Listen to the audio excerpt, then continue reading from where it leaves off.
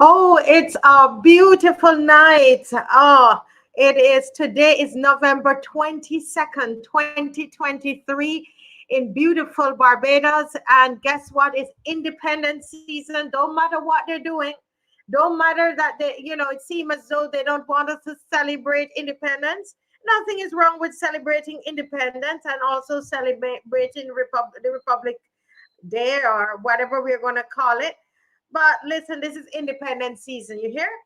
And so, as you see on the screen, it is happening, people. We are going to have our Independence Roadside Parliament. Yes, Independence Roadside Parliament this Sunday is coming up on the 26th at 5 o'clock, our regular time, and we're at our regular place.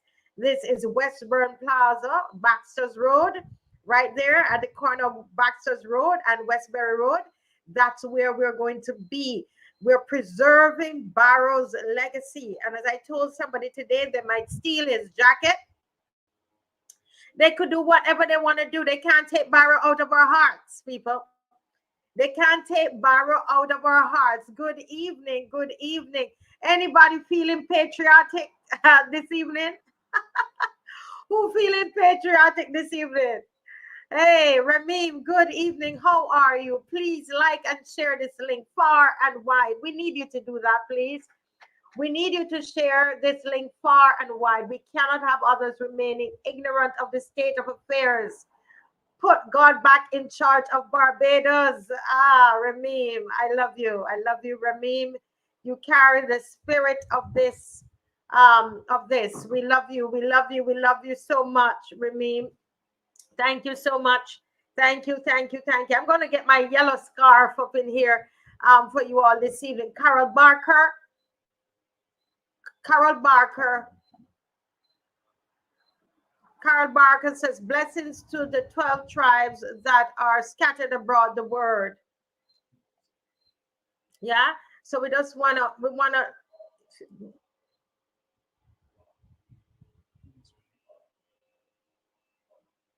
so good night, everybody. Good night. Good night again. Good night again. We had sorry about that. We had some technical challenges there a while ago. Sorry about that. Can everybody see? Can you hear me well? Yes. Okay. So we have Sir Alfred Benjamin is on, saying good evening, one and all, locked on from Brooklyn, New York City. Independence Day. We'll be celebrating. Yes, yes, yes, yes, yes. Yes, Sharon Kane. Ah, welcome, Marcia and the rest of the opposition. Yes, Sharon. Yes, Sharon. You know, I heard that what is the name? The talkers. The Prime Minister called us the talkers. She's calling us the talkers. That's what she says. She doesn't realize we're the opposition. We are the opposition. We are the opposition, and we can't wait until the election. We can't wait until the election, and they're going to know what kind of talk that we are talkers. We are talkers. We're going to deal with them at the election. And we are hearing there's some by-election coming up in early next year. Anybody heard about that? Not official, but it's down there, rolling down in the grapevine. Hey, hi, good night, A787. Good night, loyal members of the People's Sovereign Opposition. Oh, my Lord. You all keep adding words to this. Locked and ready to go. Yes, yes, we're ready to go. We're ready to go. Now, folks, you and I know that Sunday is coming up. Sunday is coming up. We talked about it early, and we're going to keep talking about it as the night goes on. And we're going to ask, good night, Mark. Good night, Mark. Guys, share up the link. Share the link. Share the link. This is a good time to share the link. Share the link. Let me just say something. I have something I wanna talk about today before we move on. An edited video of a very small section of one of my previous shows has been circulating on WhatsApp. I didn't edit the video. but the video has been maliciously edited to mislead viewers and misrepresent the context the statement was made. I want to categorically say that I, Marcia Weeks, and the Marcia Weeks Show do not believe on or will not promote that the Honorable Mia Amor Motley is a child abuser. This comment by a guest on my show was maliciously edited and taken out of context. In the full version of the show, I sought to query the statement of our guests and ensure that the true context of our guests was understood by the viewers. Let me once again say that Marcia Weeks and the Marcia Weeks Show will categorically say the Prime Minister of Barbados, Mia Motley, is not a child abuser. And I addressed this the other night, and I'm still getting queries about that. And if you would remember, the first time that that comment was made on the show, I paused and asked the gentleman, and he actually qualified what it is that he was saying. So I just wanted to make sure that that is very, very clear, that that is not what my Marcia Weeks or the Marcia Weeks Show or any of the other guests on the show. That's not the context of the comment, and we would not support that at all, because none of us that's not true, that the Prime Minister is a child abuser. It was said within a particular context, right? So we just want to make sure that that is understood. Okay. Yes. Oswald Newton. Good night. Good night. Good night. Yes, it feels so good when we come together. It feels so good. And you know, I was getting ready to come on, and I just, oh, but this, you're not getting to see the yellow, but this is yellow. Somehow you're not getting to see the yellow. Let's see if you can see it over on that side. No, you're not seeing the yellow. But yes, Mark, you remember, Mark. I know, yeah, people remember that I paused and made sure that that was clarified. But you know, there are people, Mark, who are going to they're going to try whatever they can to bring kind of disrepute to what is happening here, and to blame and to cast all kinds of judgments. So we just want to make that clear. Pauline Maynard, oh, good night to all from Maryland. Wonderful. Guys, are we sharing? Welcome, Pauline. Welcome, Pauline. And let me say happy Thanksgiving to those who are preparing for Thanksgiving there in the US. Happy Thanksgiving to you. And for us, it is happy independence. That is what's coming up for Barbados. And those of you who just came on, Rochelle is just joining, Rochelle Thornhill. We are going to do the roadside parliament on Sunday evening. This is going to be at Baxters Road and Westbury Road, right there at the Westburn Plaza. What are we doing? We're going to show the Barrow Freedom Fighter movie. Barrow Freedom Fighter movie is what we're going to show. And we are asking everybody to come out. When you come out, what is really happening is that you are making it's a resistance. Actually, it is a sign of resistance. You are saying that I want to preserve Barrow's legacy. When you put on your clothes and you bring your children down to Baxters Road, Westburn Plaza, you're making a statement. It is a statement that you're making. And the statement that you're making is that as a Barbadian, you're going to give Barrow the respect that he deserves. And under no circumstances are you going to discard his legacy in order to build and prop up somebody else.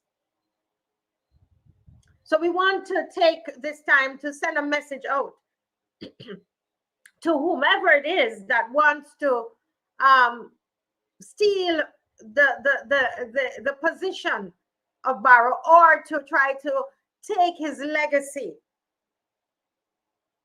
That's the symbolism of them stealing his jacket, you know. The symbolism of them stealing the jacket is about stealing his legacy, erasing his legacy. Barbadians need to rise up and say no. And the way you say no, we're inviting you to come down to Baxters Road and Westbury Road, Westburn Mall on Sunday. On Sunday at 5 o'clock, we're going to show the movie. We're going to have a discussion afterwards. Caswell Franklin, Pastor Ferdinand, and Kimar will be there. And we're going to have a good discussion about some of what Barrow has taught us. What are some of the things? What's his legacy?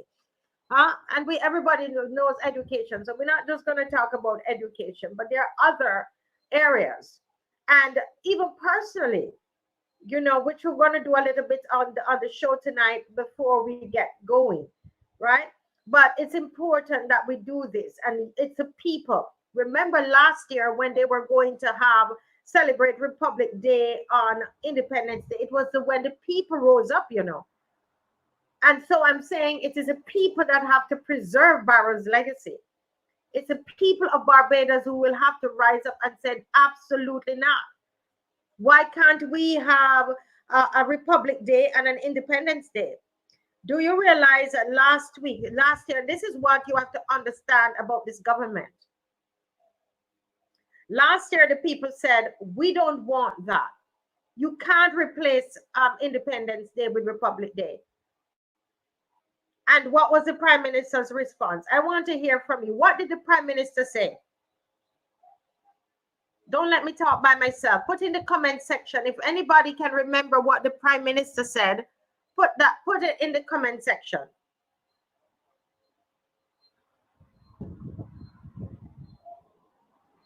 Put it in the comment section. And I want to show you the kind of leader that we have leading Barbados. I want to show you something tonight.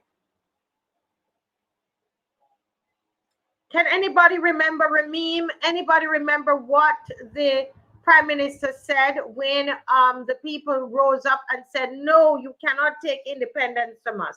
What did the Prime Minister say? Nobody remembers. I don't forget. She said, we will come back at this. We will come back to this at a later date. Nobody remember that? I read it. Natasha, good night. I read it. She says, we will come back to this at good night, Oliver from New York City. Welcome, welcome. Yes, this is a discussion for another day. Another day. She was coming back at a later date. Do you realize all 160 of you that's on at this time? Think about it. Stop and think about it. Let's discuss. Do you all realize that we asked for 2 separate days? Republic Day on one day and Independence Day remains on November 30th. Do you realize that none of that has been done? Loyal daughter, do you realize that here we are a whole year later and none of that has been done? And they have not come back to the people and say to the people how they're resolving it?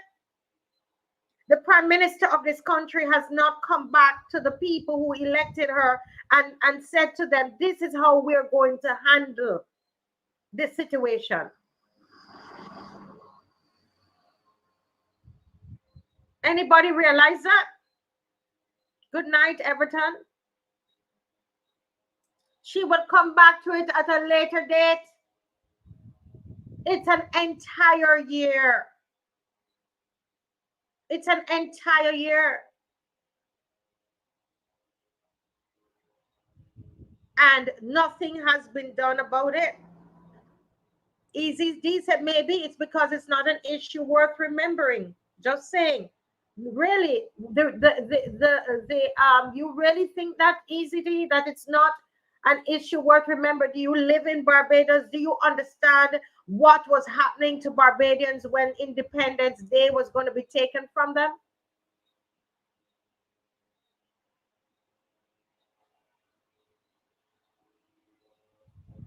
Because it doesn't mean anything. It's a disrespect, because she does not intend to change anything.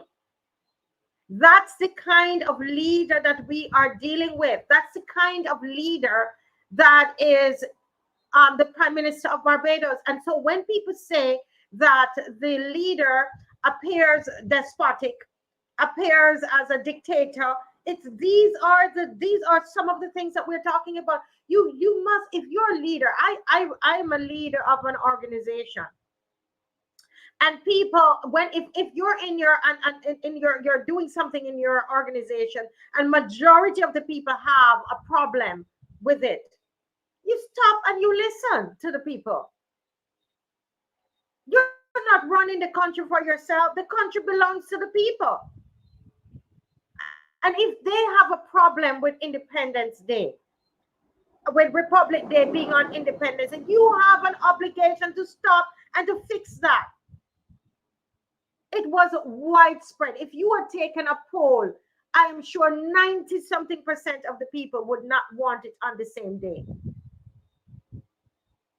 Even ministers within our own government were complaining about it.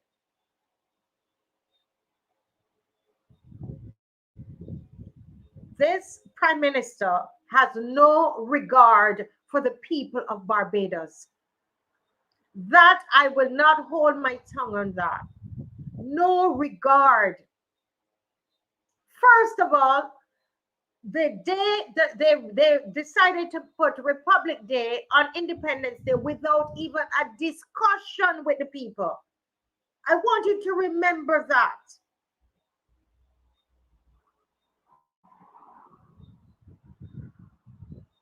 Not even a discussion with the people of Barbados. The same way the Republic was done, without any discussion. And the people said, we don't want you to put it on the same day.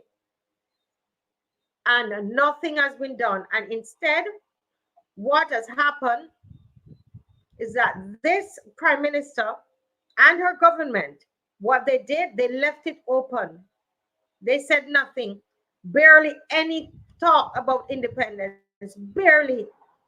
We are having a fraction of the celebration that we normally have. And I think it is because in her mind, if she cannot get her own way, nobody else will get their way. This is her way. This is my opinion. And I'm stating my opinion. My opinion is that in her mind, if I cannot get the Republic Day on that day, I'm not, I won't do anything at all. That's my take on it. That's my take. And I find that is very disrespectful. And it might seem like a small thing. Oh, somebody said, oh, it's just a day. No, it's the way things are done. And it is the continuous disrespect and disregard for the people of Barbados. There's a continuous thing that is being done. The same thing that happened with the SAMOA agreement. In countries of the world, they have discussions with their people. Right?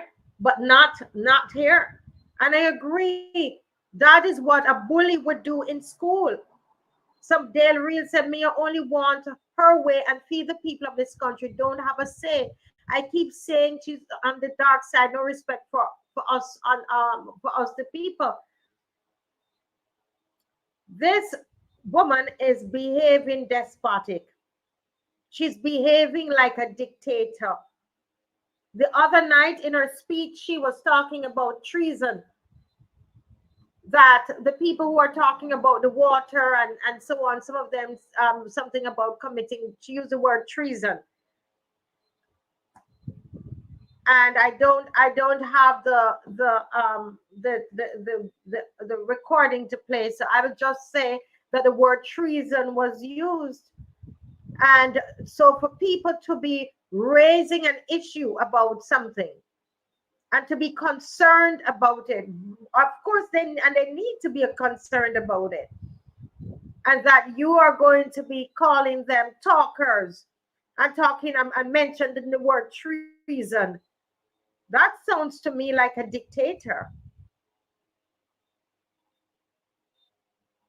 That sounds to me like a dictator. That's the question. I didn't go out. I haven't gone out at night. I'm on here with you all. Anybody can tell us if any of the roundabouts have been lit for independence?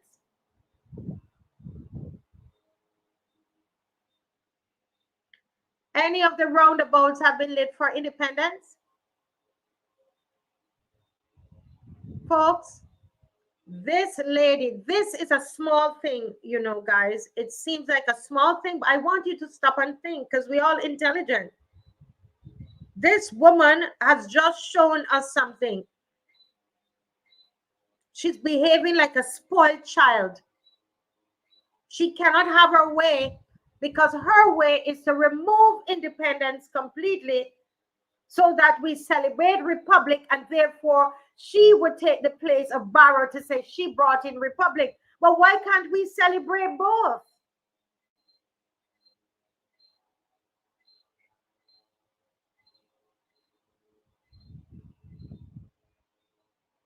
It's spiteful and vindictive. Barbadians, it is time that you stop and think about this. We've had, she said the discussion will happen at a later date. She has not come back to the people with the discussion. And these are some of the issues I have a problem with the DLP with. The Democratic Labour Party. This was an issue. This was one national issue that they championed. The president ran with this issue. They got petition, they got signatures, it was very successful. And since that, it's a whole year. They have not held her feet to the fire. They have not held her up to her word. They have not asked another question publicly.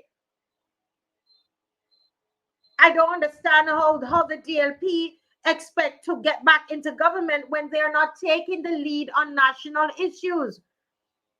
This is something that is happening in Barbados. This spiteful and vindictive prime minister decided that she was not going to celebrate independence because the people said they wanted to celebrate independence.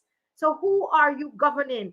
Why are you there if it's not for the people?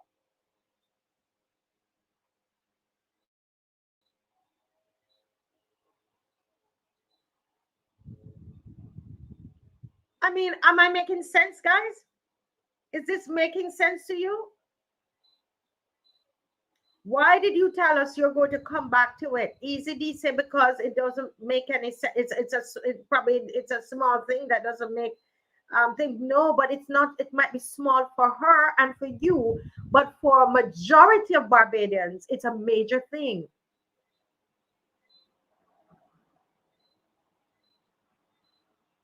Right? She had no right in America on July 4th is Independence Day, right? But America is a republic. But they celebrate their Independence Day, and everybody, majority of Bajans, over 90-something% of Bajans, were saying, no, we don't want that. We want to keep Independence Day. And you're going to tell us the mayor that cares about the people of Barbados. Mayor who cares for the people of Barbados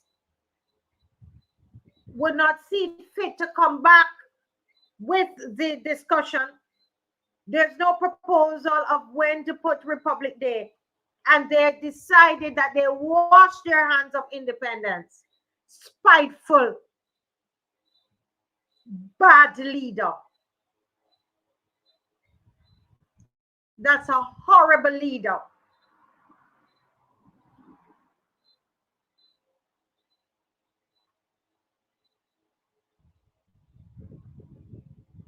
very bad leader. And what she needs to know in Jamaica, as we would say, she needs to understand that she cannot walk in Errol Barrow's old mash-up shoes.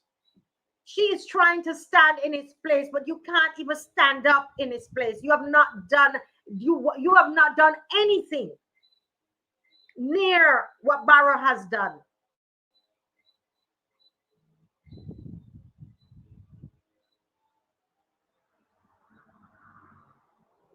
Somebody said here, people on Rachel Tornell keep on calling for acquiring the silence regarding independence or Republic Day. Yes, I want Barbadians to take this. She is speaking to you. Your real character is coming out. Your parents, you know how it is with your children. She's treating us like children.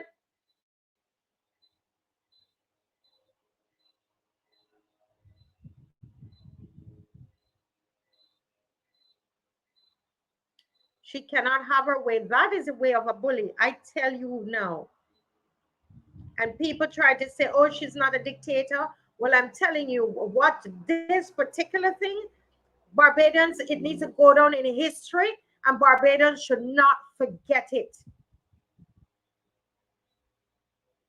Let me see where Mr. Franklin is. They're leaving me on here tonight to get myself in trouble. Where are they?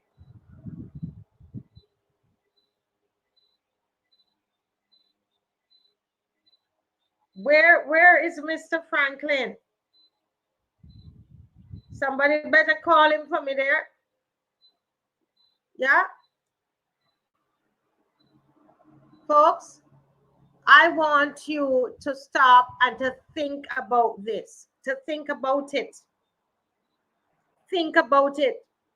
Even if Owen Arthur didn't tell us anything, even if Owen Arthur didn't tell us how despotic she was, even if he didn't come out with that statement, just think about this.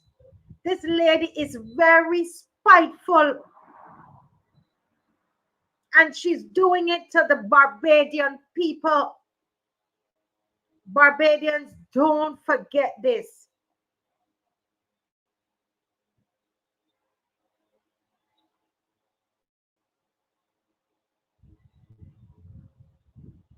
She cares nothing about this country. She cares about building a legacy for herself. She wants to build a legacy for herself. The lady decided, well, if I cannot have my way, you are not going to celebrate independence. You want to tell me all that money that they borrow? There's so much billions of dollars that they borrow, and they couldn't take a little bit out of it and let the people celebrate independence. No little lights in the when was the last time in Barbados that we didn't have the roundabouts lit up? Think about that. You see this kind of disrespect. You see this kind of behavior, people. Are we going to sit down and take this? And when we tried to do the roadside parliament in Independence Square, they would not let us. We tried to do it in Queen's Park. They gave us Queen's Park, and then they took it away from us.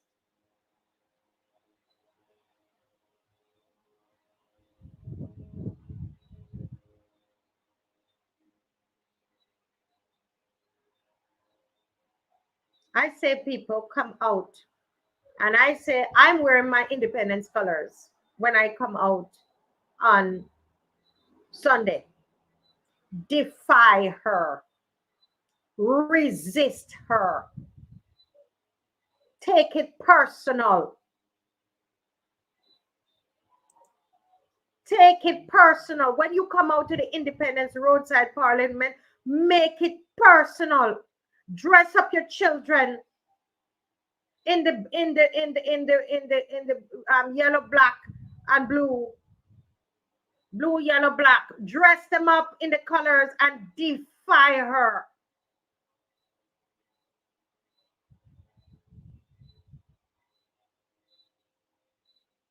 Defy her. She decides that she will have her way. What? And people put you there? She cares not one bit about the people of Barbados.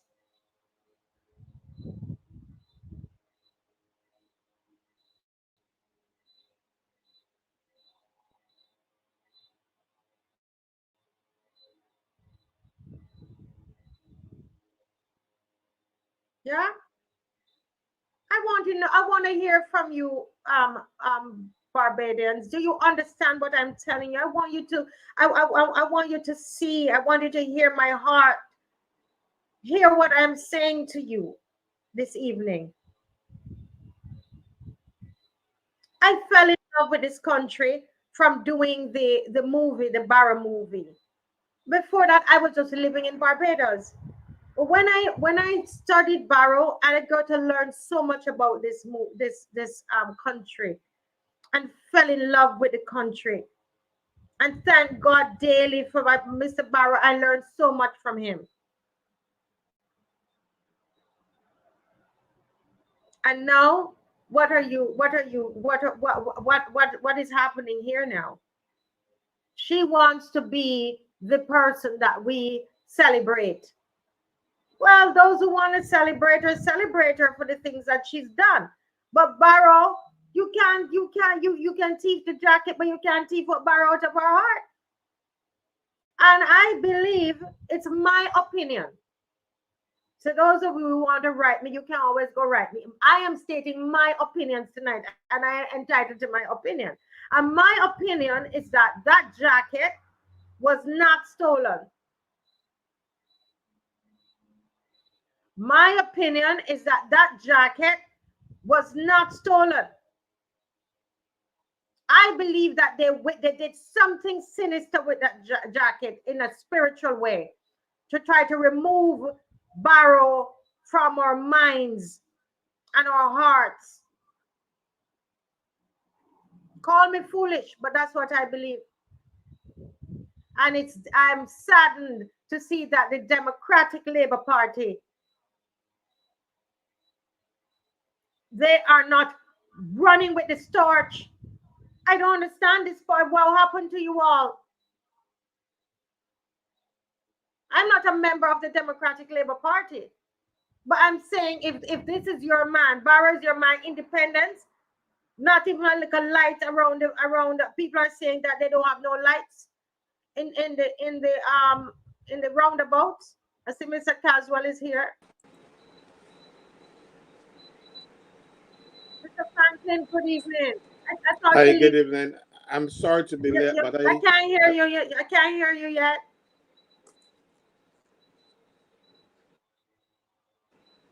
Yes, good evening. You hear me now? Oh, it's my fault. It's not yours. It's my fault, not yours. Yes. Yes, good evening. I'm sorry to be late, but I had a really rough day. I came home and I said, well, let me close my eyes for a few minutes, and I closed them for a lot longer than a few minutes. You know? Well, I'm glad. You know what? I'm glad you got the rest. You need the rest. And I'm glad. And I use the time to talk to the people from my heart, Mr. Franklin, and about the fact that the Prime Minister said that she was going to, it's a discussion for another day, when when the people rose up and said that they did not want Republic Day to be on Independence Day. The people rose up and said they didn't want that, but she hasn't come back to the people. And in fact, there is really just no celebrations really nationally and from the government, not much. And they pick up the Independence Parade and taking it to Usain Bolt Stadium, I heard. Yes, that is a fact. I saw it being advertised, and I saw the rehearsal done by the Usain Bolt Stadium. So that's where we're going to do it, out of the way, because people. Matter of fact, I went to many of those parades from 74, 75, 76, 77, 70, and 78, but 78 was on the island.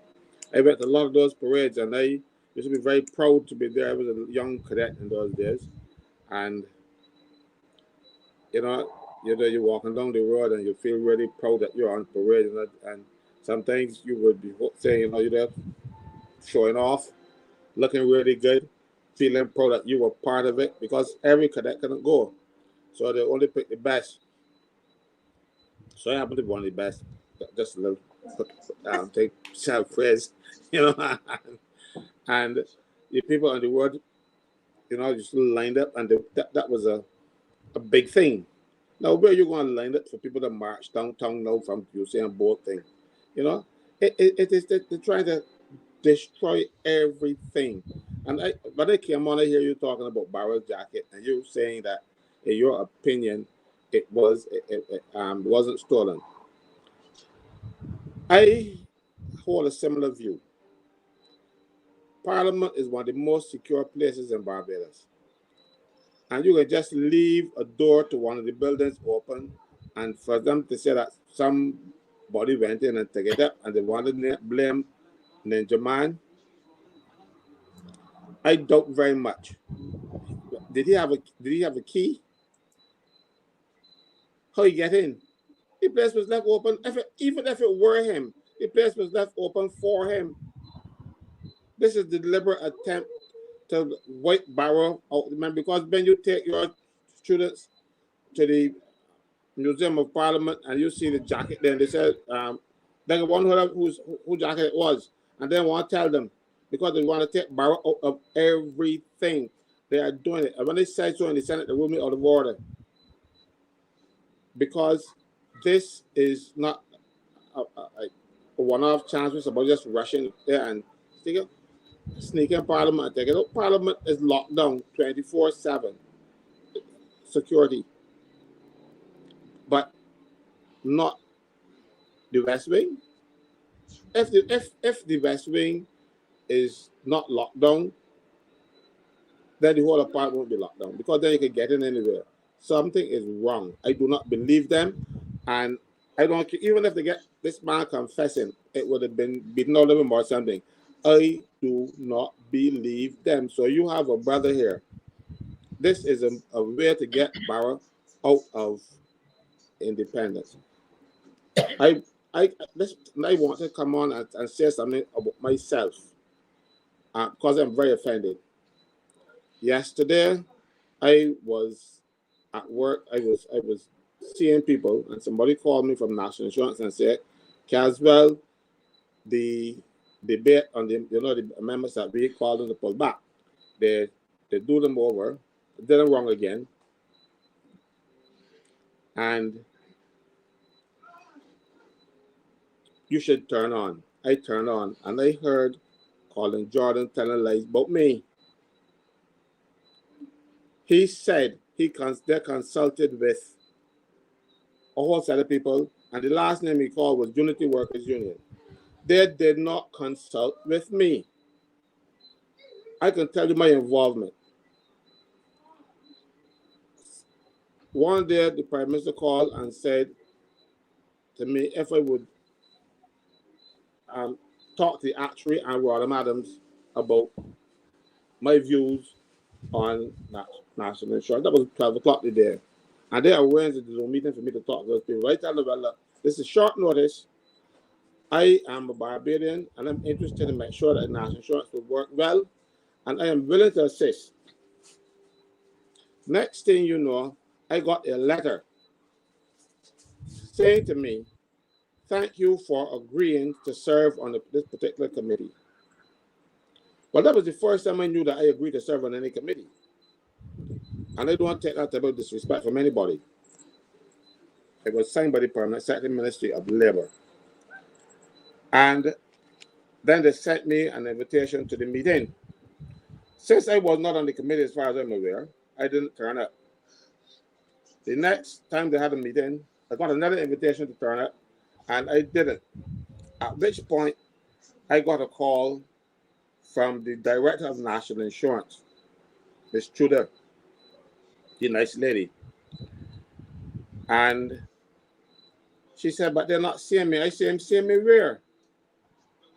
And she said, well, the committee meetings. And I said, well, I don't take this type of disrespect from you or anybody else. How could you just write me and tell me thanks for where to serve? You never asked me. Nobody, and I don't just jump because the government want me to come and do something for them. If I'm willing to help you, at least come and second there, Caswell, would you serve on this particular committee? Because there were several, and there would have been one I want to serve on. All right? And she said, well, I said, well, how can I come? I do not have any documents to what went on or what is going on. I just can't come in the meeting and start talking all over my face. Why is it right? And she said, well, they will give me the documents. I said, well, I have to get them up front. She told me, no, I can't get them till I get to the meeting. I said, you're making sport. I'm going to get to a meeting to discuss something as crucial as national insurance.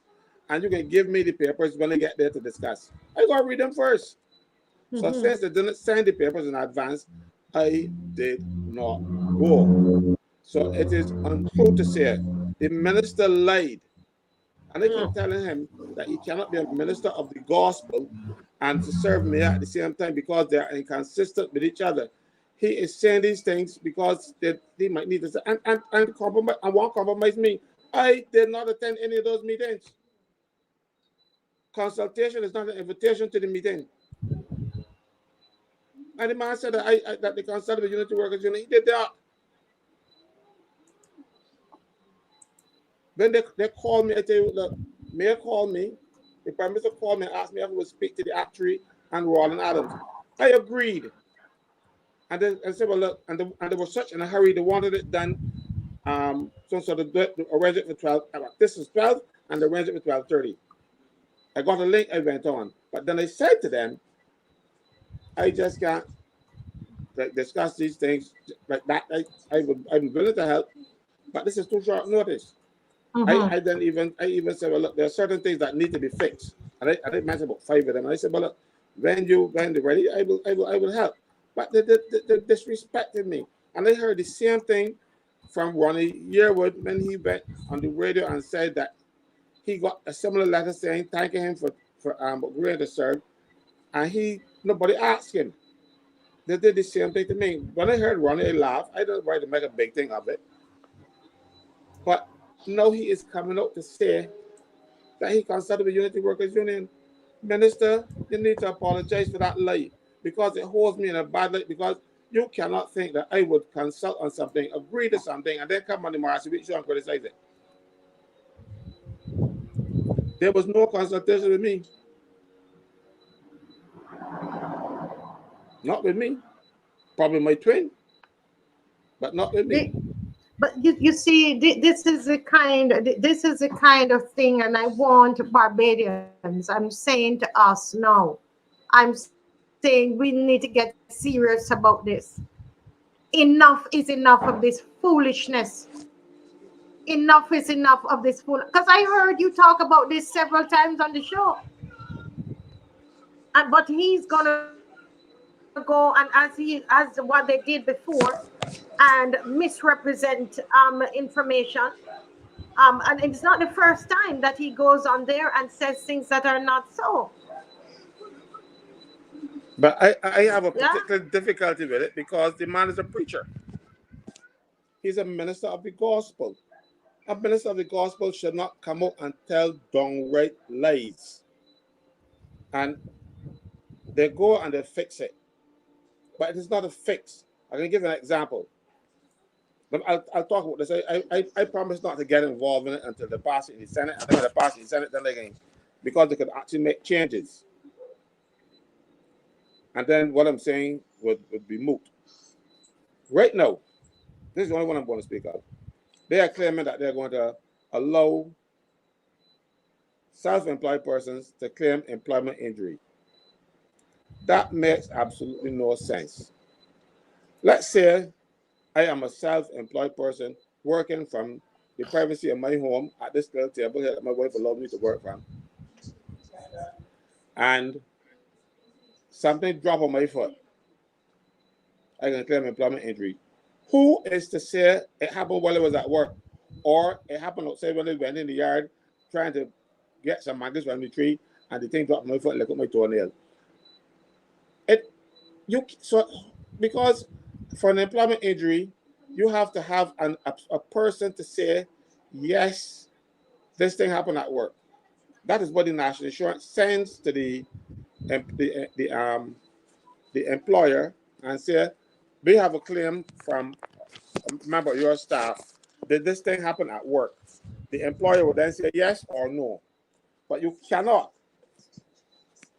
now ask a fella, because what happens, right? You are a self-employed person. You are working. You get injured.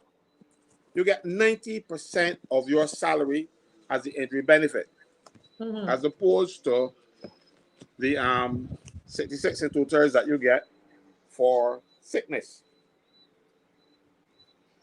So every time a self-employed person gets sick, I will go find a way to call it injury everywhere him, because they can get 90% of my salary.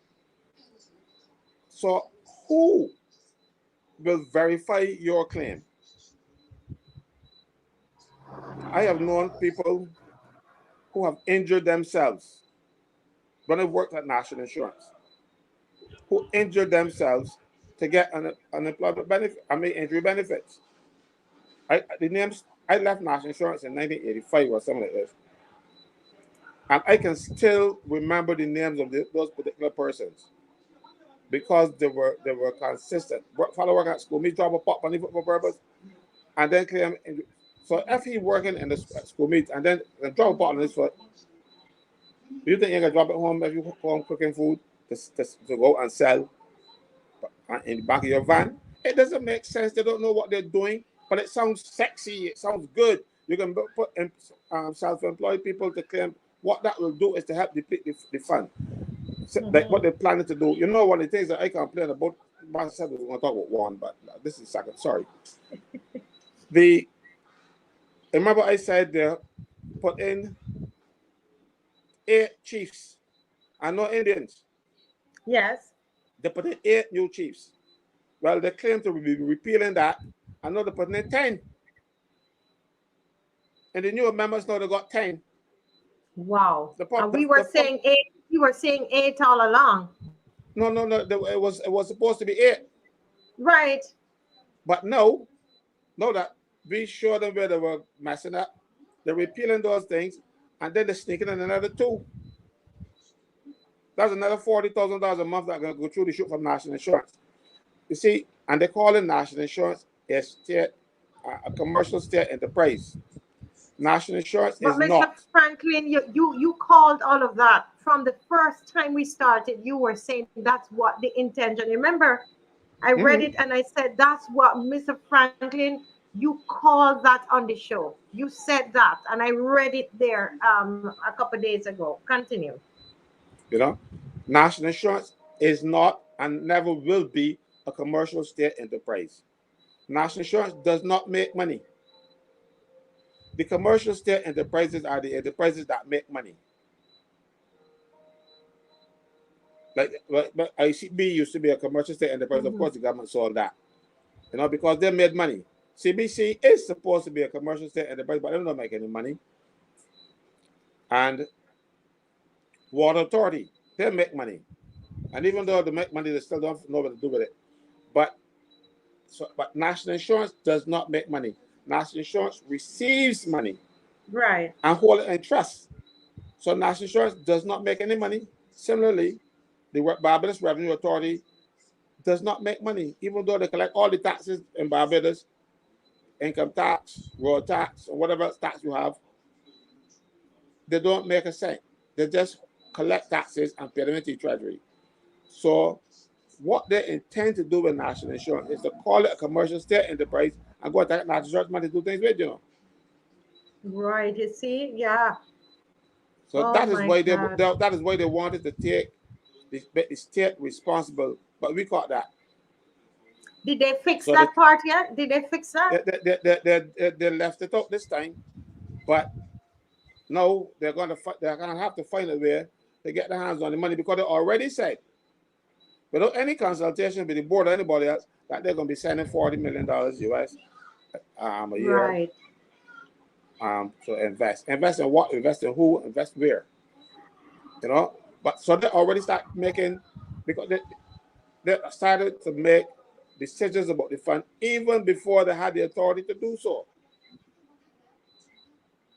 So they are hell bent on pushing a hand in that money. And next thing you know, national insurance will be broke. Those salaries, those $20,000 salaries, that's 20,000 salaries a month now for a year. Every year. That will come out of the funds that you didn't generate. Because the national insurance now will have to pay those people out of our contributions. And national insurance does not make any money. So where do you think the money can come from to pay them? So you should not be piling on unnecessary people. In order to bribe the staff, they gave them a little $300 more at the junior level. The people who actually do national insurance work, the people who do the claims, they get them $300, but you bring people, they get them $20,000.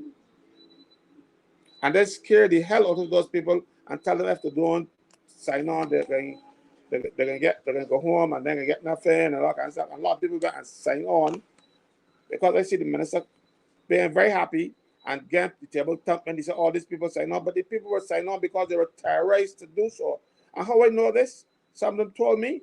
And then I had a meeting with the Director General of Public Service, Human Resources, and with the people who did not sign on because they represented a significant number of them.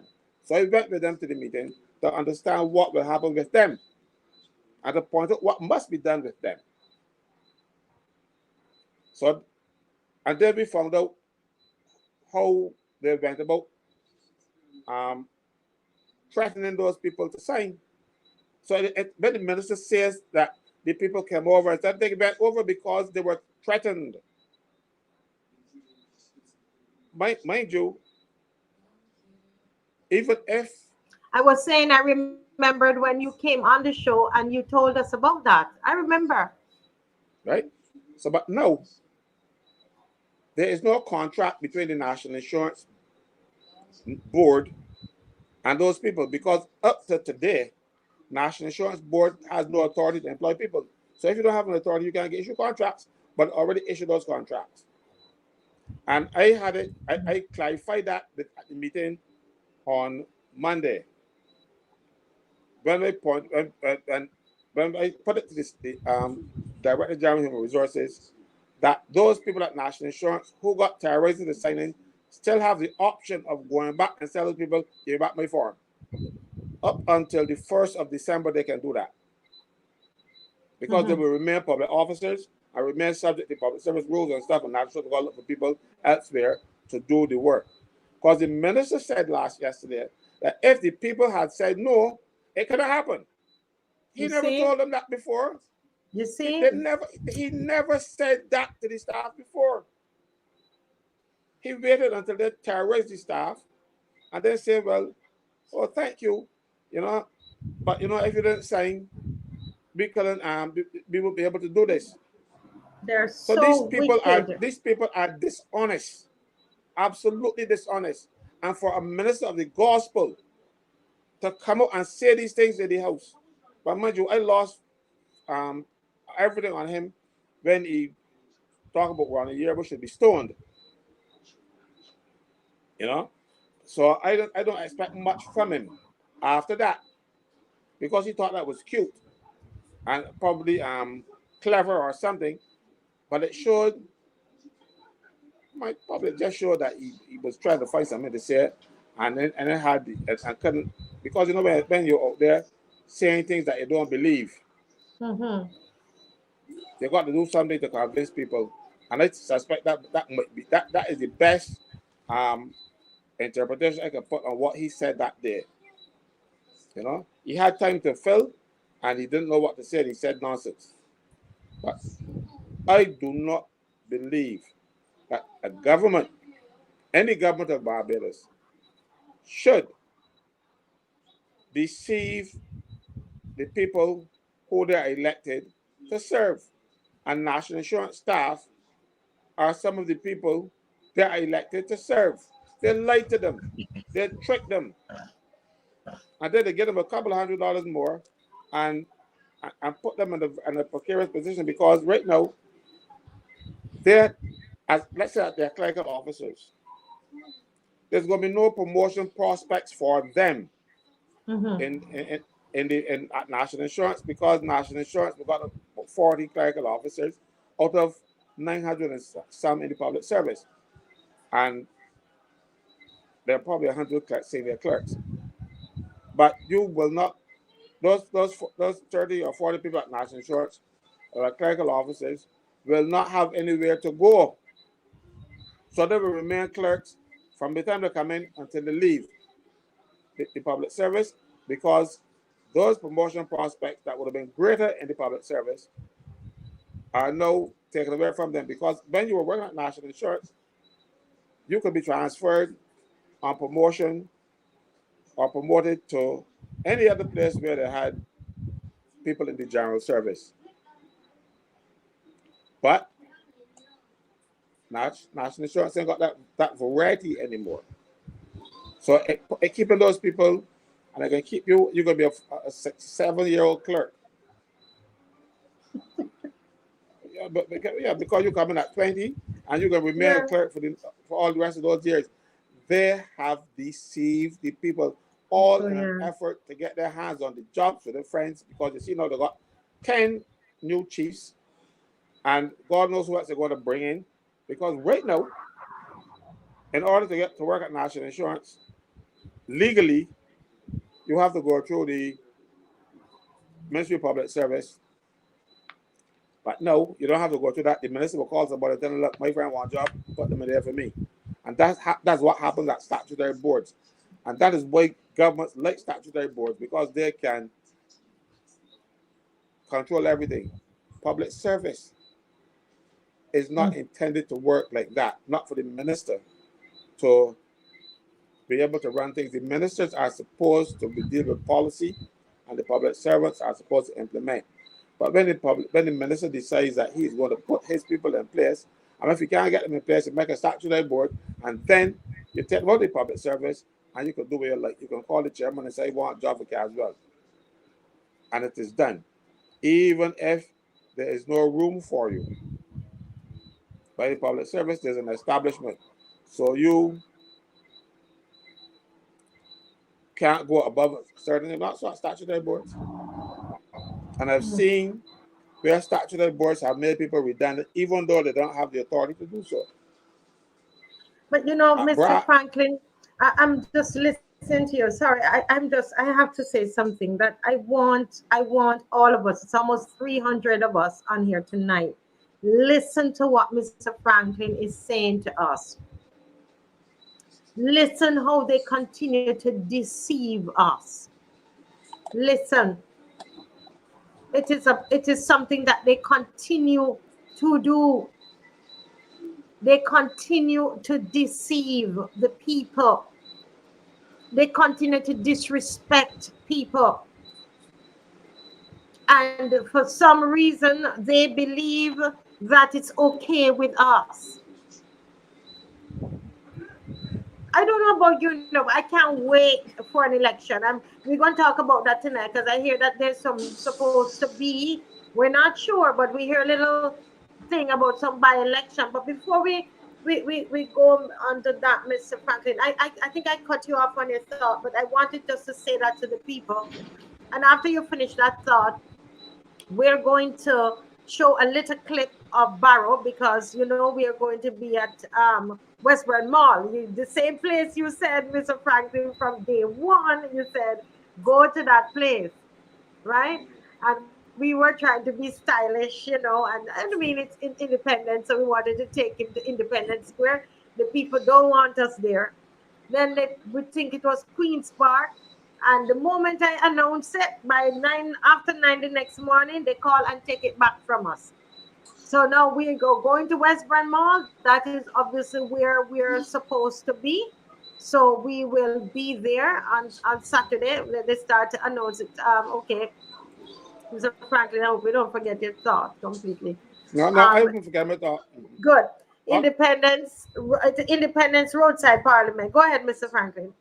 Well, I just wanted to wrap up by telling the National Insurance staff the people at National Insurance, if they have signed and they have second thoughts, they have until the 29th of this month to change their minds and remain in the public service. And if you are in the general service post, they understand what general service post means. But for instance, let me explain to the people who might not be public servants.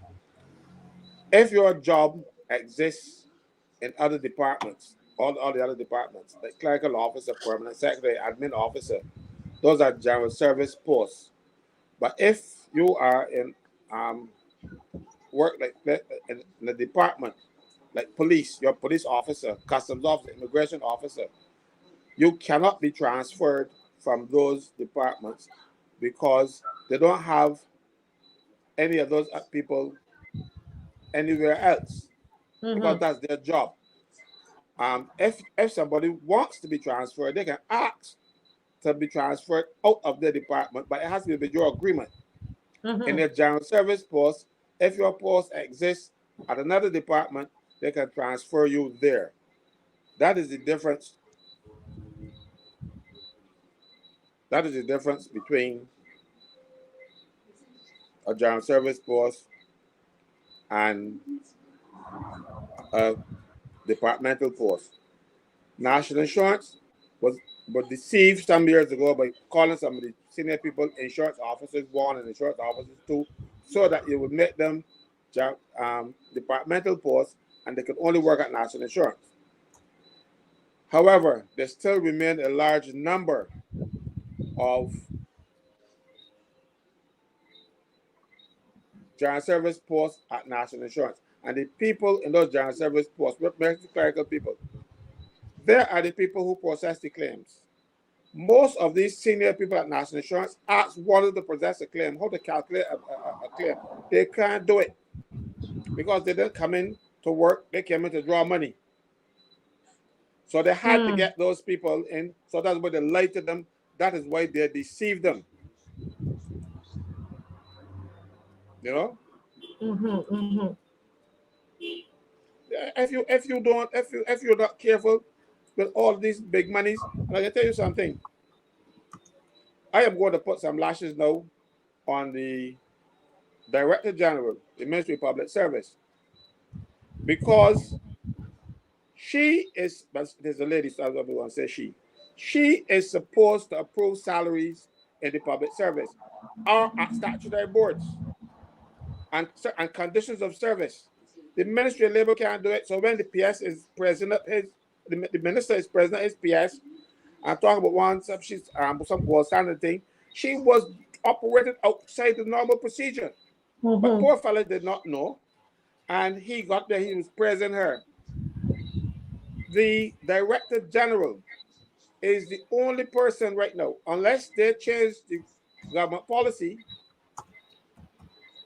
the National Insurance had to submit to the Director General, Ministry of Public Service, to say we want to hire we want to have these posts, and they will say agreed or we don't agree, and this is the salary that you're going to contribute to these posts. So the Director General should not have done so, or if she didn't do so, who did it? Because National Insurance sent around to the staff a list of salaries, showing up the salaries that they can tell that these people get $20,000 a month because they were on the list of staff more than a minister of government, more than a permanent secretary. These people are down the line and making more than the heads. And I'm asking, how could the Director General approve such a thing? Because once you mess with the one salary in the public service, it has a ripple effect. You're going to change others. And I can give you one example to show you what I'm talking about. Some years ago, they did a regrading of the public service, about the small partial regrading, where they take the principals and made them senior to education officers. Because in the early days, an education officer was a fellow who would have been a principal and get promoted to become a principal, an education officer. But they then increased the salary of principal and put that salary higher than education officer. All right. As a result, you now became senior to your supervisor. So when they went out to Alexandria School, the principal said, "You can't tell me nothing senior to you better money than you." And that is where the whole thing started. Education officers then took them to court. But well, first they came to me. I wrote to the ministry trying to get them fixed, and they said, "Let me go in court." And Lord forgive me, but I engaged Gregory Nichols to do the case for me. Oh Lord. Because they can't go to court. I have to get a lawyer to do the legal work. And after a number of years fighting it, and what I fully expected that we would have put, when you adjusted the salaries, or get the court to agree with us, then all the other education officers would be compensated. Because I think we had 5 persons whose names went forward, expecting that the others then would have benefited when we get a judgment. But what they did, they then agreed and announced to the court that they agreed, but the government will pay the officers that apply to the court and not the ones who weren't part of the suit. And Gregory Nichols apparently agreed to that. I hired him, and he ain't come back and reported to me yet. Listen, you're weighing into what we want to deal with him tonight, because he's, you know, they're trying to push him into St. Thomas, but he's unfit, and look at what you're telling me here now. He's not competent. No, that is not incompetence. He knew exactly what he was doing. Because if he had allowed the court to make the ruling, yeah, then it would automatically apply to everybody. But they didn't allow the court to make that decision. They tell the court, "Okay, we settle," and settle only for the people whose names were in the. I remember when it started under the Democrat Labour Party, so we saw the government when it was the Democrat Labour Party. But when the government changed, I don't care which government it is, B or D, I represent my people. But the fervor and the enthusiasm of the lawyer waned. Didn't have the same sort of gusto. Why do you think that is? Because the Barrow'S Labour Party is in power now, and he didn't want. He was seeking to run for the Barrow'S Labour Party, and he didn't want to vex them. That is my opinion. He can sue me if he wants, but that is my opinion, and that's what I honestly believe. Because interacting with him, that is the only interpretation I can put on it. When the Dems were in power, he was fighting with me. I want the people to remember this, you know, because we're going to talk about this gentleman tonight.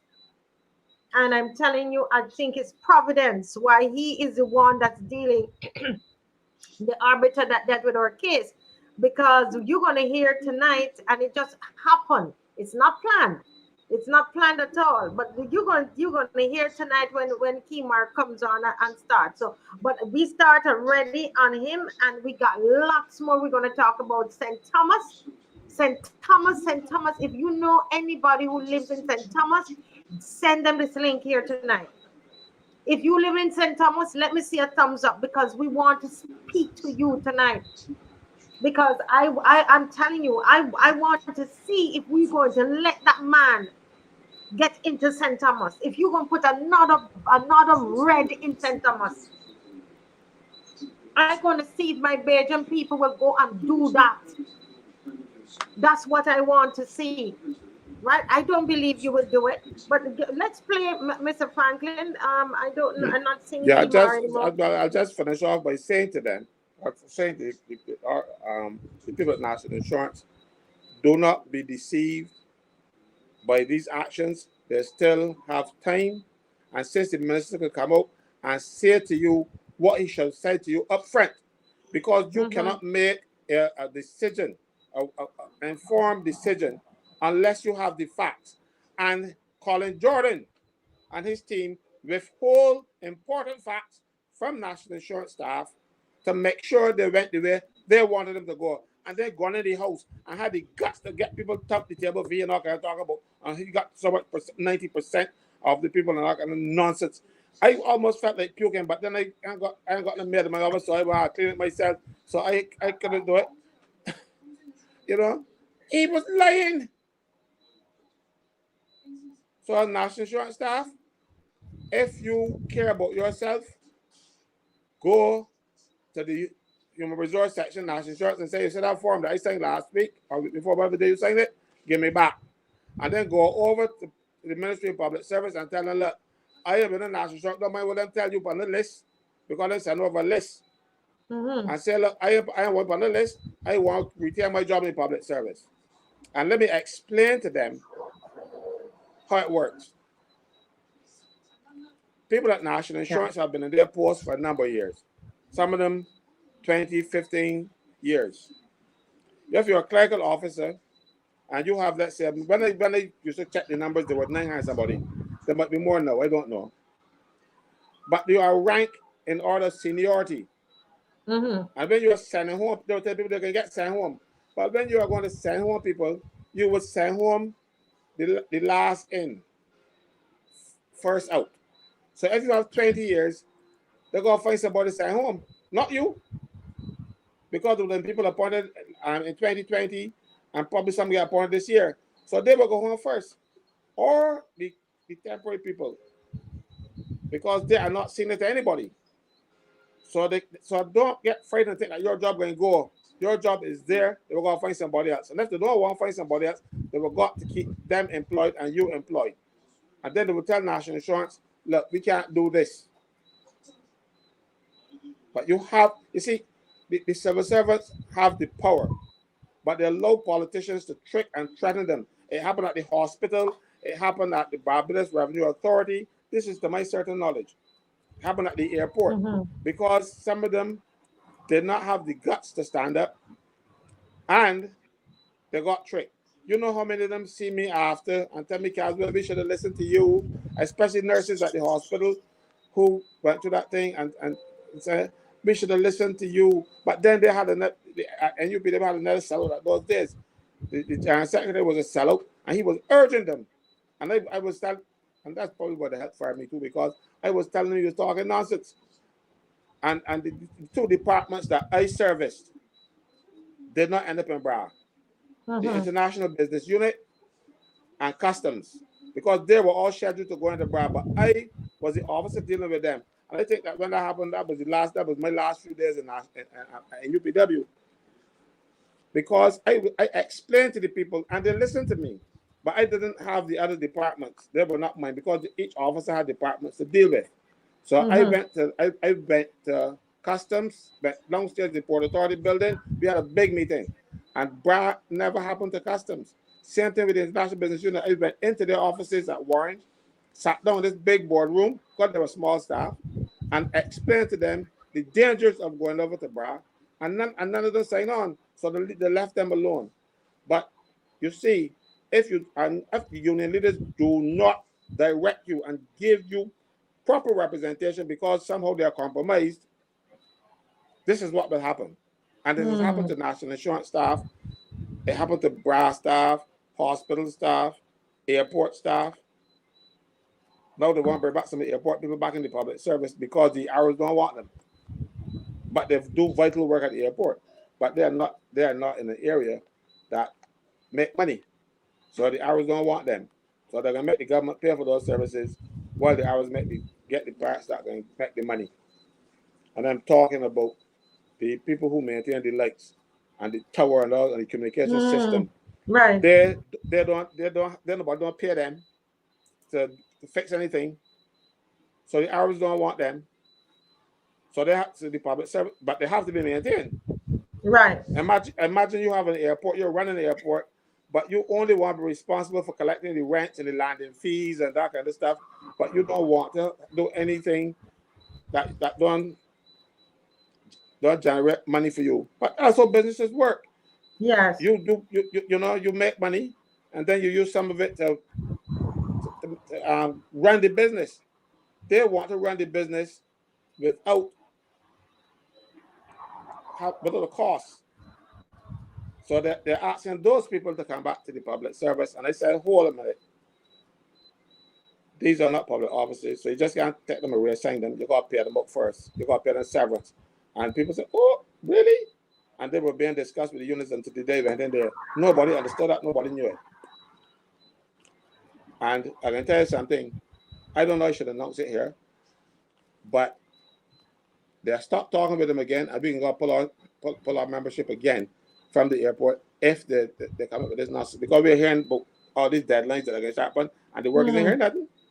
So we can go let them hear. You said something about start pulling your workers, and I know you staged something at BRA, and the gentleman who was on here, he kind of shed some light and opened up our eyes that one of the ways that we can resist is through the unions.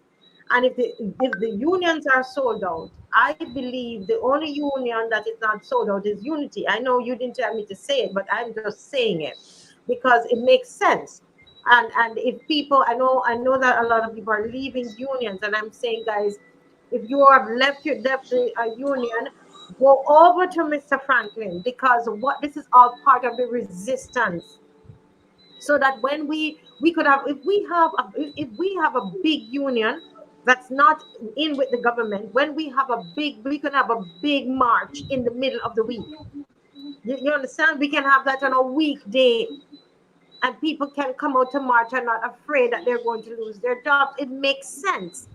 We're intelligent people. Think about it. Instead of not being it, because a lot of you are leaving, so why don't join Unity? You see, the problem there is that if you are in a union and you take industrial action, according to Section 40A, 40 capital A of the Trade Union Act, it is a criminal offense if they seek to punish you for or adversely affect you in any way having taken industrial action. So, thanks to Frank Walcott, God rest him, he might be rolling in his grave right now. He probably needs to get right back down. Those are things that he fought for and achieved. He also, for instance, public meetings. Unions don't have to ask for permission to hold a public meeting. They're going to set it, as long as you get permission from the person who owns the land and thing, you can go and mark any meeting anywhere. Because the unions have that right, have that power under the Public Order Act. But you can't come and do it, and they can't protect you, or a union can't protect you if you are not in a union. You mentioned BRA just now, and what we did, we authorized a sick-out at BRA. A sick-out is a legitimate industrial relations tool. You can sick out, you can strike, you can go slow, and you can do a lot of other little things, but those are the main ones. So, and what BRA was so dishonest to do, when they didn't have enough people to man the Warren's location, they said that it was an environmental problem and they closed in the office. The staff ain't complain about an environmental problem. The staff want to know what environmental problems they're talking about. Okay. They made that up. They make it up. There was no people. The second was successful. There were no people to service the people that were coming in. And they in turn said to people, oh, we have an environmental problem. And the people who were working, they'll tell me, well, I know environmental problem they're talking about. Being complain about nothing. You're the only government department that was so I don't know what is it, proactive, that you would find an environmental problem and announce it before the staff knew. Oh You my can't believe God. them. You cannot believe them. Cannot. You see that? You see that? You know, Mr. Franklin, we're gonna come back to this because I'm not seeing Kimar if he's having any challenges. He was on and then he came off, and I know he has a lot for us tonight. Share up this live. Share the live. When I tell you share the live, there's a lot coming up. A lot coming up, a lot coming up. Share, like it as well, because that helps in terms of the algorithm. If you like, it's just to click that little button there, you know, to like and to subscribe, right? All of that helps us, and it helps the numbers to increase. And I find we'll have, you know, sometimes we have 400, 450, 460, and just a little bit of likes, right? We need to like it. I know you're interested and you're watching the program and you're all into it, and you've got to share it. Did you ask yourself, did you share it in the WhatsApp yet? Did you share it to anybody yet? Okay. But we're going to just show you a little clip of the Barrow movie that is going to be shown on Sunday. So Sunday we are going to be at Baxters Road and Westbury Road, and you might say, listen, I saw the Barrow movie again, but remember, this is a form of resistance. Do you hear me? All of us, we're going to wear, Mr. Franklin, I told him to wear the Bajan colors, wear the independence colors, right? Those of those who can, and come out there, and we are going to resist. We are resisting her. This is a fight. When you come out, bring the children, everybody. Saturday at 5 o'clock, right? We're gonna have our regular little talks out there, and our panel is gonna be out there. But we gonna watch some movie, and we're gonna let them know that we're gonna preserve Barrow's legacy. Okay? Go ahead and play, Dave. Thank you. For his actions. Thank you, Mr. Prime Minister, for seeing me at such short notice. Hey, no problem. We got a big breakfast waiting for you. So job bakes the works. It's an honor to taste your cooking, Mr. Prime Minister. If you haven't tasted the Prime Minister's Bojo, you're in for a treat. Let's just say in Trinidad, proof of the pudding is in the eating. I agree with that. So how can I help you, Mr. Clark? Well, as you're aware, sir, BWIA has been of great benefit to Barbados and the rest of the Caribbean region. Regional businesses, interregional trade, international trade of all of the islands significantly benefit from our regional airline, BWIA. At this current time, however, BWIA is facing a significant financial challenge. And Trinidad and Tobago, we are reaching out to all of the island nations to have some financial assistance. We have been meeting with regional prime ministers, and we have been having some positive responses. So we are here today to ask you, Mr. Prime Minister, if you would once again come to the aid of BWIA and agree to financially assist the airline at this time. And when are we going to see the papers? What do you mean, sir? When will Barbados see the financial papers of BWIA? Well, Mr. Clark, in Barbados, we don't buy pig in a poke. Mr. Barrow fought very hard to integrate Barbados and to ensure equal opportunity in the workplace for all, regardless of the color of a person's skin or their socioeconomic background. Wait, where the black workers? What's going on in here?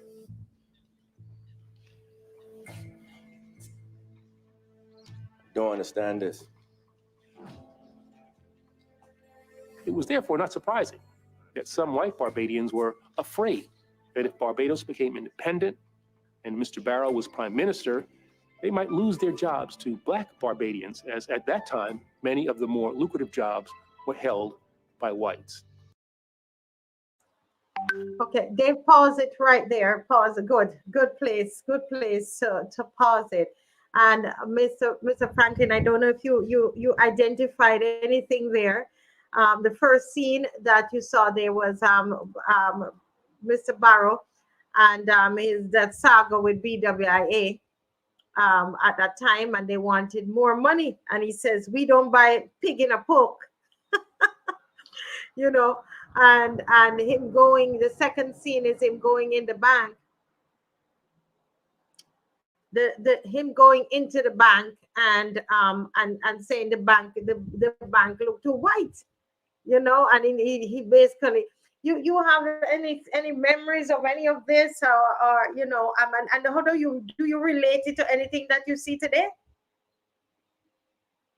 One second. I Yeah, yes, go ahead. I don't have memories of the specific things because I was a little fellow then, but Yeah. in doing research, I was able to go into the Advocate. The Advocate had a great resource. I hope they don't Yes, get rid of that's them. where we went. That's where we got our stuff from. Yeah. I went into the Advocate and I did a lot of research on Barrow and independence. And like for instance, the part we're talking about, those whites were afraid. They were. And they were saying things like, if you go to independence, the tourism can come and all kind of things, you know. I've tried to frighten people away. And Mm-hmm. a lot of them then turned around and left and went to New Zealand and Australia, only to discover that white in Australia in the big thing down there because most of them white. So a lot of them had working on big farms and some of them found their way back, you know. So that thing that he was fighting for still exists today because even though you know you have the blacks integrated in a lot of these white businesses, the blacks get paid less than the white people. I can name Sir Williams, to my certain knowledge. You know, the white black people make less money. If you're a white supervisor, you make more than a black supervisor. And we go up there and we sing them praises and all kind of thing. But we know better. Look at this. There are other places that the same thing happens, and you've got a lot of people walk about in stores around the country. They're not necessarily in Bridgetown. My office, they got a store in Bridgetown, but the white people make more money in there than the blacks doing the same work. Yeah. So Yeah. so what Barrow was fighting for in 1966 still exists today, and that's what I'm fighting for now. Yeah. I should be fighting for Well, you this. know, this is why I say that whoever is trying to erase Barrow's legacy, they can't even stand in his old shoes. You know, because look at what is happening in the country right now. Look at what the merchant class. Look at it and look how tough it is to live here. You know, and that's why people often say Barrow would roll over in his grave, and he would not.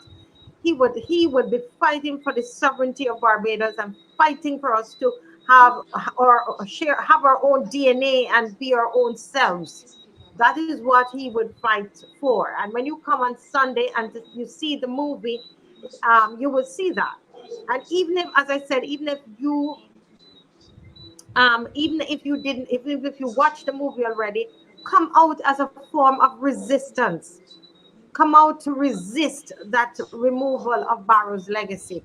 Come out and fight it. This is your country. This is our country. Dress up and come out there in your colors. Show your colors and come out and say, this is our Barbados and nobody's going to take the legacy. Before Kimar starts, Dave, can we see the poster again? Yeah, you know, and I think that is so important. It's Sunday. Somebody said I was saying Saturday. My apologies. Sunday 26 at 5 p.m. Westburn Plaza, Baxters Road, Independence Roadside Parliament. We are preserving Barrow's legacy. We're going to have our panel there. Dr. Ferdinand Nichols, Caswell Stewart will be there, and Caswell Franklin and Kimar Stewart will be there. All right, and we're going to be screening the Barrow Freedom Fighter movie. We're going to put up a big screen and big sound system. So come out early. Make sure you're out there and you come and enjoy. and at the same time resist. So when you come, you are resisting. All right, important. Thank you so much. Yeah, make sure that you come out. Well, Kimar is here, Mr. Franklin, and he called me today, and I got so excited. So we could move the banner, the picture now. Kimar, Kimar was there. Kimar called me and so was so excited, had me so excited today. Kimar, good evening. Hi, good evening, good evening. How are you? Hi. Doing Hey, good, doing good. Yes. hey, What's guys, on are your you alright? mind? What's on your How's everybody mind? doing this Oh evening? yeah, Yeah. I am good, and I'm very happy to hear you. Hey, same to you always. But the fight for you, you know.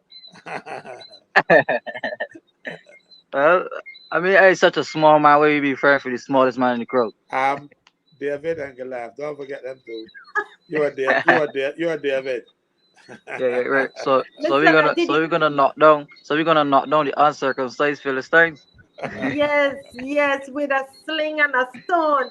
Listen, you heard the prime minister talking about the Saint Michael something. Saint Michael speaks. Well, though she's the one speaking, but Saint Michael speaks.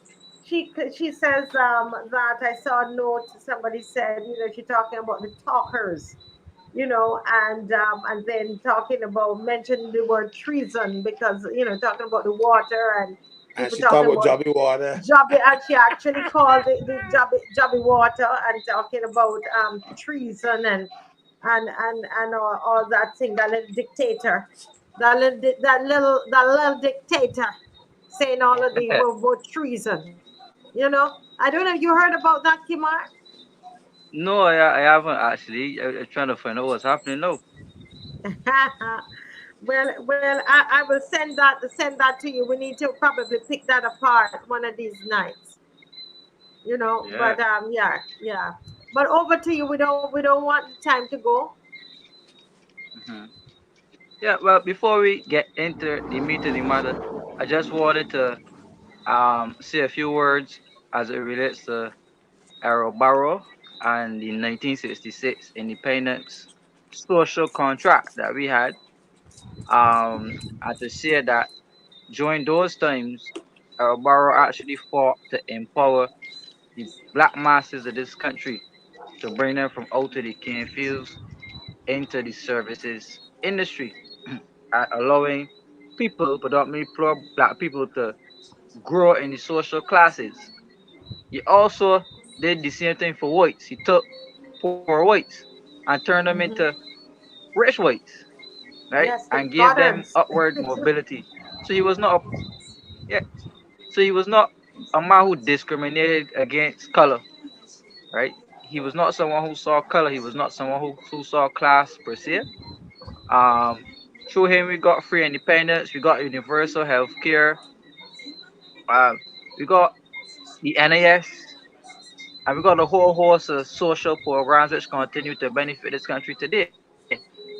However, we have a government who's hell bent on removing that legacy and to take the people of of Barbados back into slavery or almost close to slavery, where they own nothing, where they had nothing, when they were just working for the plantation owners for shillings a week. So we are on our way back there with the help of the government, who is hell bent on returning to its conservative roots. And those conservative roots was to ensure that there's no black middle class or no economic base in the middle classes of this country.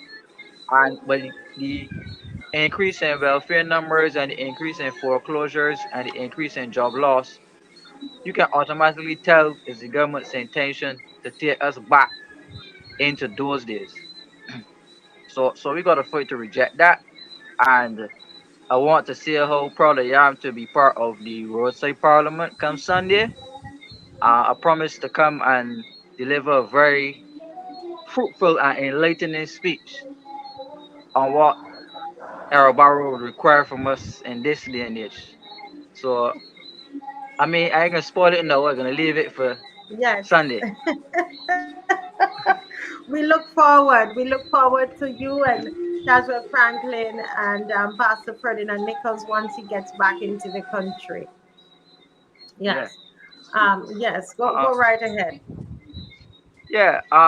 Was on my mind. Otherwise, I'm hearing talk of the political machinery warming up, and we're hearing talk about by-elections in Barbados, Say what? and yes, by-elections in Barbados, and specifically in St. Thomas, where Caswell is from.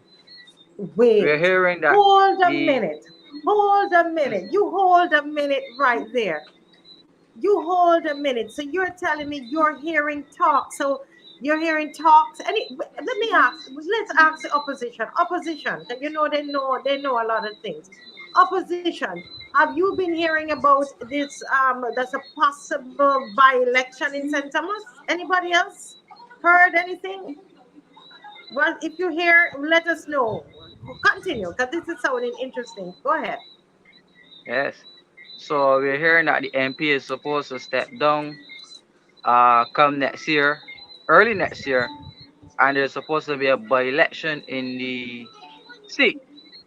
Mm, And the person who's supposed to replace her, ironically, is the same person who persecuted you, Gregory Nichols, in your case for Praise Academy. mm. Interesting. Isn't that well, when you called and you explained all of that to me, because I don't know a lot of these things. These gentlemen, they educate me. I was saying to myself, hold a minute, this is like providence here, because oh wow. Mr. Franklin, you heard that rumor too about you heard that little talk about St. Thomas. I did, as a matter of fact, some when it was in the Senate, it would have been a sooner by election. When the Prime Minister offered it to me, I turned it down, and that's when she went and get Tony Moore and get rid of Glenn Clark. So that seat was up for grabs ever since. The Prime Minister was just looking for somebody to run. And as I told you, I've told everybody, I said so on the political platform, I said so in the Senate, the Prime Minister approached me and offered me that seat.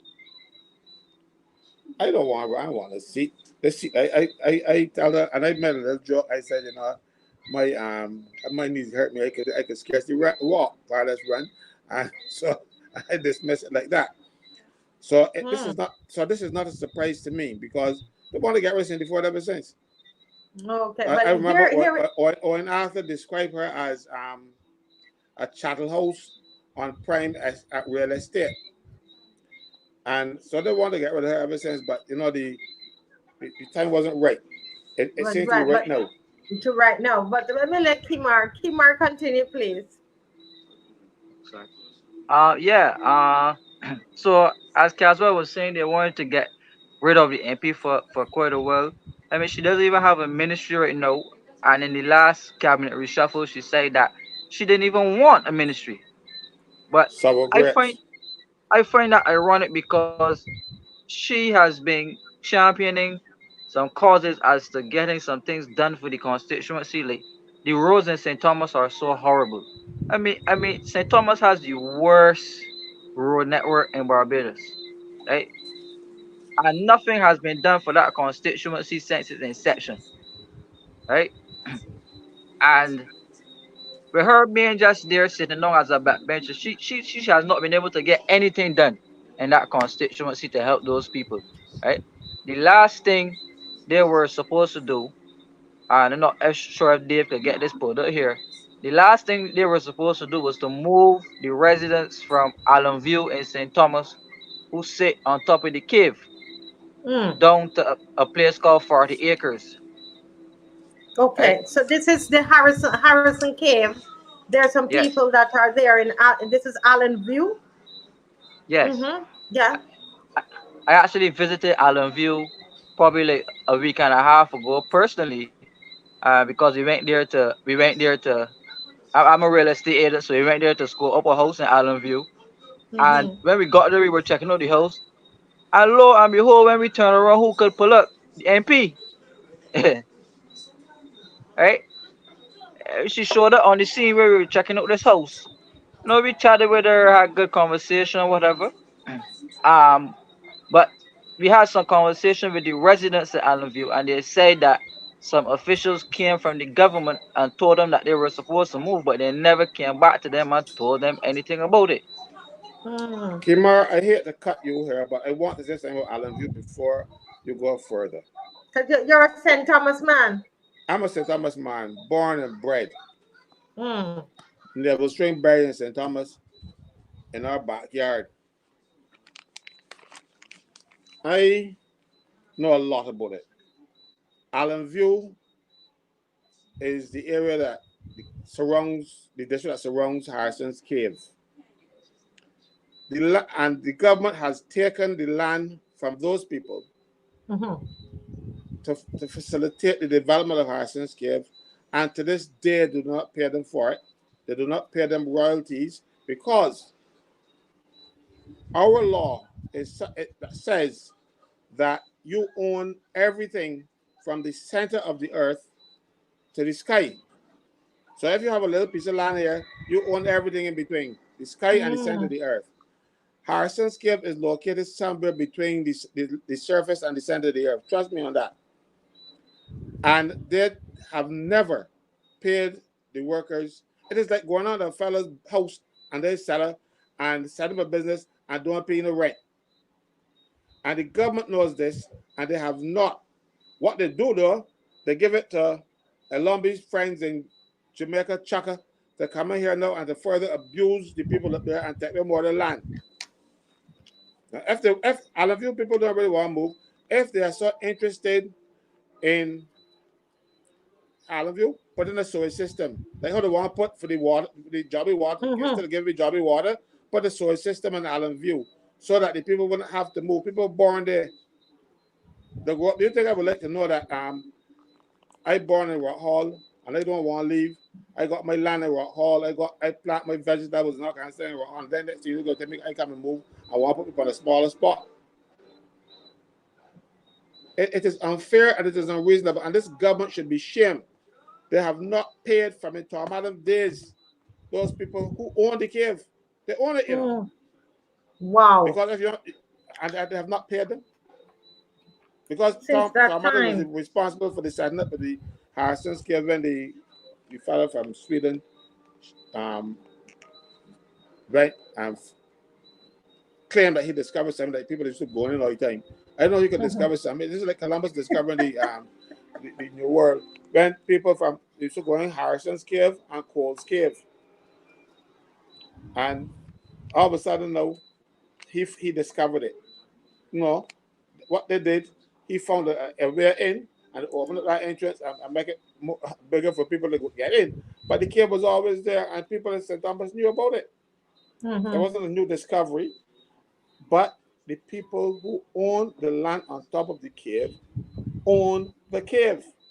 And just like when you have petroleum discovered in the area, if there's a well on your property, the petroleum that comes up from that well is not confined to your 6,000 square feet. There is a catchment area where that petroleum would come from. So all the lots around there in a particular area are paid what they call petroleum quarter payments. I don't argue with me because I used to pay them out when they worked in the Solicitor General's office years ago. I used to be the person paying out those petroleum quarter payments. They are paid for extracting the oil from under their properties, even though it only comes up from on one property, but it would have to come from somewhere else. It just didn't come from just there, and those people are paid. Similarly, the people in St. Thomas, you are using their under their houses, under their land, under the surface of, and you are not paying them. Those people should be rich by now. Yeah. But you want to get the Jamaicans. Yeah. Oh boy. Marcia, if you could go ahead. zoom in on the screen, if you could zoom in on the screen and read what the residents here in Allenview are saying in this article here. I can't try. Yeah, it's gonna happen now. So Right. So residents of Allen View, St. Thomas have been told that it's not yet known if they would be forced to relocate. There has been unease among residents about an upcoming geotechnical study commissioned by the nearby Caves of Barbados Limited. Stakeholders involved in the project met with members of the community Saturday evening to answer their questions. When asked if there will be a dividing line on who will have to be moved, project manager Gregory Hazard of Mahi Ridley Hazard Engineers said, "We really don't know what the outcome of the report is going to be until we do the work, so we really can't say." Well, as of Continue. now, those people, Mhm. right? As of now, those people, they, the wells they had, some of it was seeping into the cave. If you really dig up, you are hitting the water and you're going into the cave. So Castle was right in terms of setting up a septic and a sewer. There were plans on the table. I think it was Mhm. under David Thompson to put a sewer system in place for those people, Mhm. right? So instead of building the sewer system that the people could, have the system and still keep access to their lands that it wouldn't impact on the cave, no, they want to move out the residents and put them in a place called 40 acres. And from my understanding, it is just a decision from the Ministry of Housing who has to approve or whatever the movement for the residents. However, some of the residents there are saying that they don't want to move. Right?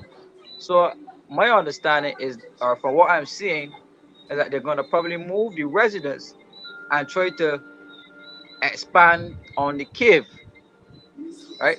I'll probably use the land for other purposes other than dwelling, right? There's no, there's no, there's no area in that in Allen View for little children to play. Mhm. Um, there was promises of a play park to them, it didn't happen. Promises to fix the roads, it didn't happen. Promises to put proper lighting in place, it didn't happen. So nothing is happening for the people of St. Thomas. And this was a constituency represented by the Barbados Labour Party almost since inception. Right? Mhm. And the Well, same. well, well, to be fair, not Allen View, because when Tom Adams was Prime Minister, Allen View used to vote solidly Democrat Labour Party. So Tom had a boundary realignment and put them in St. Joseph. they, they came back with Simmons. All right.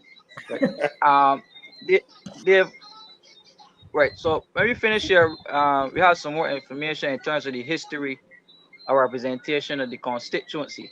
And I'm sure Mhm. Caswell could contribute a lot in terms of that conversation. Um, but we had Tom Adams representing, but at least going back as far as most people will remember.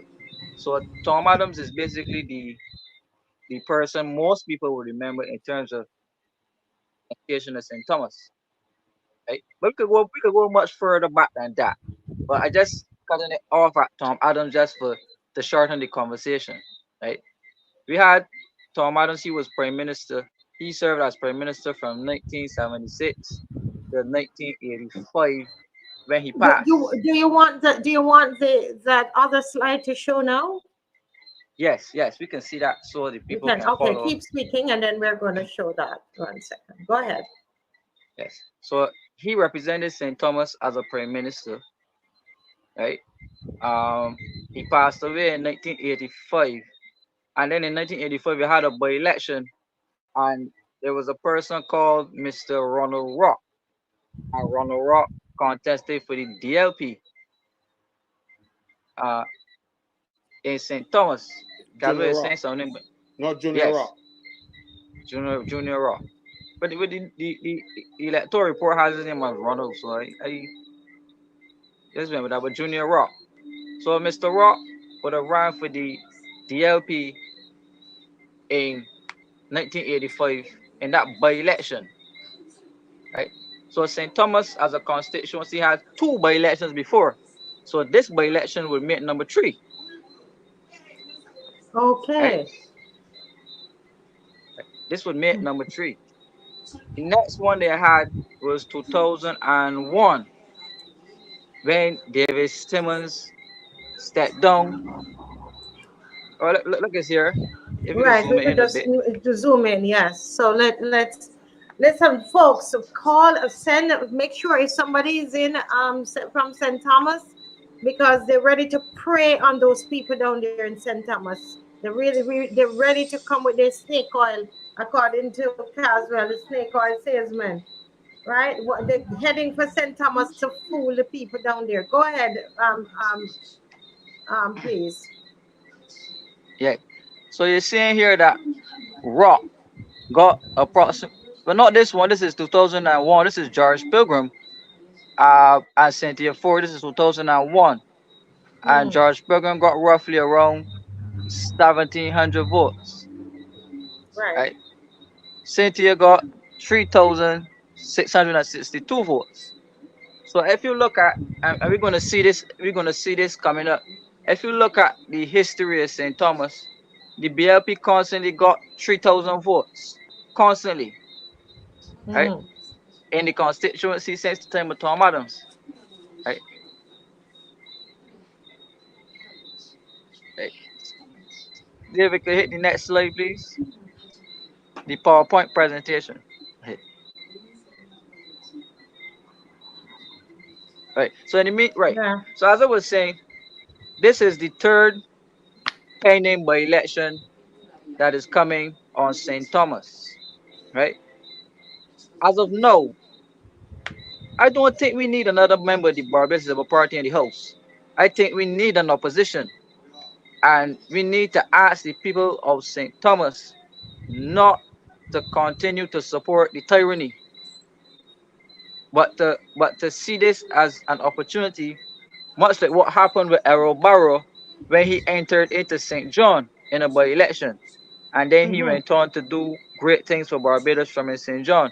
So this is the time again, probably history repeating itself, but this time in St. Thomas, where some lucky person could contest the seat and thereby give the people of Barbados an official opposition, because they do not think we need another member of the Barbados Labour Party in the House. They have 29. They did not do anything for this significant for this constituency. The last representative didn't even have a ministry, and hardly anything is being done for that constituency. Just look at the state of it. Bushes growing all over it. The roads are horrible, terrible. Hardly, you just used to have people living in that constituency. Look what Right? Adrian Hines, good night, Adrian Hines says, haha, good luck with that. St. Thomas knows no other political party than the BLP. But I tell you something, go ahead, Mr. Franklin.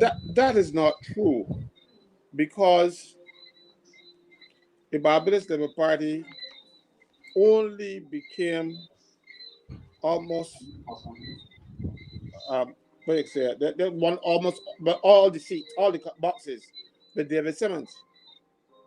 Because David Simmons was able, and people might think because I was his personal assistant, let me make that declaration now, that I'm trying to pick up for him and that kind of stuff. I'm not. If you look at the results going back years, you would see that Tom Adams was not very popular in St. Thomas. He was very popular in the north of St. Thomas, which used to be Hillaby, Danscombe, Pori Spring, what they call it, Canfield, some parts of Richmond Hall, TC2, which used to be TC2, and Arch Hall. And Tom only became popular and Arch almost strict the entire box after Boxall, who was the candidate against Tom, gave the people lumber when he lost, he went back for it. So the next election, only 10 people in Arch Hall voted for the Democrat Labour Party. But Tom used to lose in Shop Hill, Melrose, Arthur Seat, Cane Garden, Allen View. And it is only when David Simmons came in and he went to those people and talked to them and he was able to, to, to canvass with them and actually went out there and help a lot of them. But he's not one of those fellas who go there and talk about what he did. So the people then turned, and then David Simmons won all these boxes. So when he left, so St. Thomas was really, it became David Simmons' thing, not BLP as he's saying. They used to win because the biggest boxes in St. Thomas at the time used to be Danscom. I remember in the election 71, I was interested in politics back then. Tom was behind by over 200 and some odd votes. And he left the polling station. And an old cousin of mine, Doris Bowman. Doris was not one of those people who was good with the pen and thing, but she could add and she could think. And Doris says she ain't leaving because Danscom box ain't can't get. And with 260 somebody votes, Tom was behind. And one box to count. When Danscom box come in, Tom beat Boxer by 65 votes. So it was not so much so. It is the north of St. Thomas that used to always pull out the Barbados Labour Party. David Simmons converted all of that. So everybody else who comes after David Simmons is following up on the work that Simmons did in the constituency. We had some fellas in Shop Hill that never used to vote for the Democrat Labour Party who were Dems, but they would tell you that they're Simmons bees. Remember what we used to call Ratty.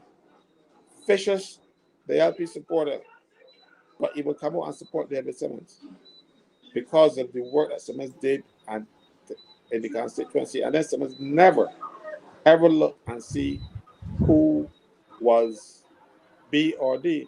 I remember we had an old man in Richmond Hall, I'm not going to call his name. He was looking for a job. And the MP know, we were at a meeting. And he had asked Simmons for a job, and Simmons said, well, okay, he's going to help me with the job and thing. And the current MP, she was also the committee. She said, no, he's a big dem. And Simmons said, he's a Bajan too. And he got the job. And he worked till retirement in that job. So it was Simmons who converted St. Thomas. And as a result, St. Thomas is the only constituency, St. Thomas and Christchurch West are the only constituencies that never change. Right, St. James North. Don't forget St. James North. No, St. James North had No, St. James North was created. Raw Eastman was the first person to have it. Well, St. James was what's his name? Keith Simmons. St. James was Keith St. Simmons. James was we had like what's his name? He was a lawyer. His brother was Payne. Keith Simmons. You had Keith Simmons and St. James. Mm-hmm.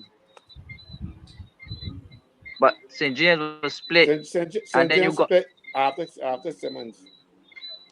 right. And that's when you get St. James North, and Raw Eastman was the first representative for there. Yeah. Yeah, you're correct. You're absolutely correct. Yeah, right. So what we're seeing here, opposition family, is the history of representation, the polling results in St. Thomas. As you can see, St. Thomas is considered to be a BLP stronghold, as the DLP never won the St. Thomas seat. And you can see the red lines here, which show you the Barbados Labour Party votes and the trend in which they went from 1986 onward. And you can also see what happened to the Democratic Labour Party in St. Thomas as well. They got, if I could see correctly here, the Barbados Labour Party got 3,000 votes in 1986, 3,070. Then in 1991, they got 3,020 votes. 1994, this is also well. David Simmons was in. He got 3,270. Then he got in 1999 3,687. So you're seeing what Caswell here is saying is very factual that Simmons is really the one responsible for building up the base in St. Thomas during that 1990s period. And then they had the by-election. Simmons and me. They had the Simmons and by-election. Caswell. Simmons and Caswell. Yes. That's Yeah. important. We are going to come back to that point again later. So thank you for giving us that information. Opposition, you heard what he said? It's Simmons and Caswell that made it a stronghold. So go ahead, continue. We're coming back to that point. Right. So by 2001, when Simmons then stepped down, Cynthia Ford came into the seat. And that is when she contested against George Pilgrim. And we saw that earlier on the slide, when she got 3,000 and some votes. So then by 2003, this is when Clay Mascono was the leader of the DLP against Owen Alpha. This was Cynthia at the polls again. She got 3,532 votes. She then lost some votes on 2008 when Thompson won. She came down to 3,490. So you're still seeing the strength. You're still seeing the strength for the party, even when there was a swing away in 2008 from the Barbados Labour Party to the Democratic Labour Party, and 2008 is actually the second highest amount of votes that any candidate got in St. Thomas for the Democratic Labour Party. By 2013, now, she actually increased her votes to the second highest tally ever recorded in electoral history in the constitution. Well, the third highest is from what I'm seeing here. Right, the third highest. Sorry. She got 3,660, and then by 2018, you see that massive jump in there. She went up to 5,038 votes.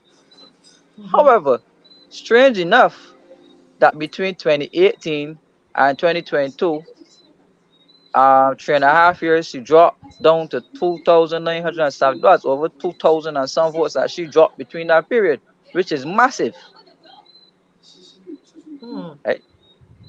So when you see signs like that, you have to be concerned that the party in power is significantly losing its grip on the seat, because the drop. But could somebody say that it's because of COVID? Because look at the Democratic number, the Democratic Labour Party numbers. I'm wondering. Well, is that? That can't be, because the Democratic Labour Party, which is Robert Hines, he scored almost the same amount of votes in 2013 than he did in 2018. Oh, okay, got you, right. Right. Okay. Well, I will tell you, though, right? And you will see the signs. And I'll talk to St. John first and then come back to St. Thomas. When Barrow was in St. John, there used to be a joke that said anybody running the Barbados Labour Party used to run for the Senate, because you didn't want to feel an incomplete slate of candidates. Because you know Barrow can win. So the fellow that ran against Barrow used to always end in the Senate. And they weren't ever strong candidates. The same thing has happened in St. Thomas, right? Probably the best candidate that the Democratic Party ever had in St. Thomas would have been Junior Rock. But he was a hometown boy, and he had issues because he had his father was not the most popular man, let's put it that way. So he suffered as a result of his father's legacy. He could have probably won, and Barrow saw that. And Barrow preferred David Simmons for the seat. And Barrow went on a platform in Redmond Village. I don't know the statement, he said that exists. And Barrow lambasted the women in Redmond Village and get them vexed. Because Redmond Village, Bygettle area, the Bygettle in particular, was complete DLP people. was one of the strongest areas of the LP because those were the people who came into St. Thomas from St. Andrew after the flood in 1970. Joy Edwards brought them down there and built houses for them. Joy Edwards used to be the representative for St. Andrew, and Joy Edwards was the Democratic Labour Party representative. And DeCosta, not his name is DeCosta, but everybody called him Joy. And he walked with David Simmons and me to every house in that district. I tell the people that you would vote for me, Katie vote for Simmons, and that's what happened. And that's what beat Junior Rock. Well, thanks, Caswell, for the additional information. So he's making it more practical as he was there to observe the entire electoral history of the seat. So his perspective is very valuable to contribute to the information here. Right? I want you to notice something that's happening. The reason why a by-election is being called, you see that mountain top there that is sliding coming down? If the Prime Minister allows this to reach to 2027, where the general election is supposed to happen after 5 years, they're going to lose the seat because look at this amount of sliding votes. Right? If this is allowed to continue, so that is why they're calling a by-election next year, because they know that if this trend continues and they're doing so bad, they're so unpopular with the people right now, they also continue to do nothing for the people in the constituency. So this is going to get significantly worse, and they're going to lose the seat if it is allowed to go to a general election. So that is why they're pulling up stumps on this particular seat. Right now, it has nothing to do with the fact that the MP is tired and she's contributed and oh she's this and oh she's that. No, this She's right here. She's contributed what? Could you tell me? Because I don't know that she's contributed anything in St. Thomas. No, I was her campaign manager. I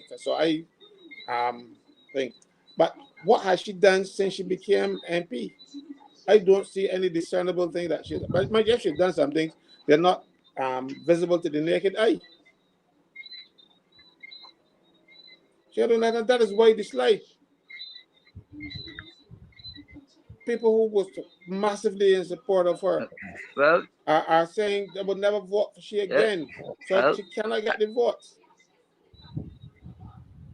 You see, if Hines were a stronger candidate, and then Hines was not well, and he did not campaign, these 635 votes that Hines got were votes that he was sick. He had to go overseas for treatment and stuff, and he mustered those votes. Mind you maintain his votes. So you can see that this was just the DLP vote for the DLP people who actually turned up to vote, because a lot of DLP people did not vote in the election. That is the problem in Barbados, right? The Barbados Labour Party supporters vote. If you put a dog in the race, the Barbados Labour Party supporters will vote for it. The Democratic Labour Party people are more discerning. I've seen it, I've said this over the years. If you don't have a good candidate in the Democratic Labour Party, they don't vote for him. They stay home. So the Barbados Labour Party always wins because the Democratic Labour Party people are not as venomous and vicious in their support for their party as the Barbados Labour Party. Barbados Labour Party people, I think they will vote for a dog, and I think they probably did on one occasion, a couple of occasions. But the Dems don't vote for you if they don't like you, if they don't think you're a good candidate, they don't talk to vote.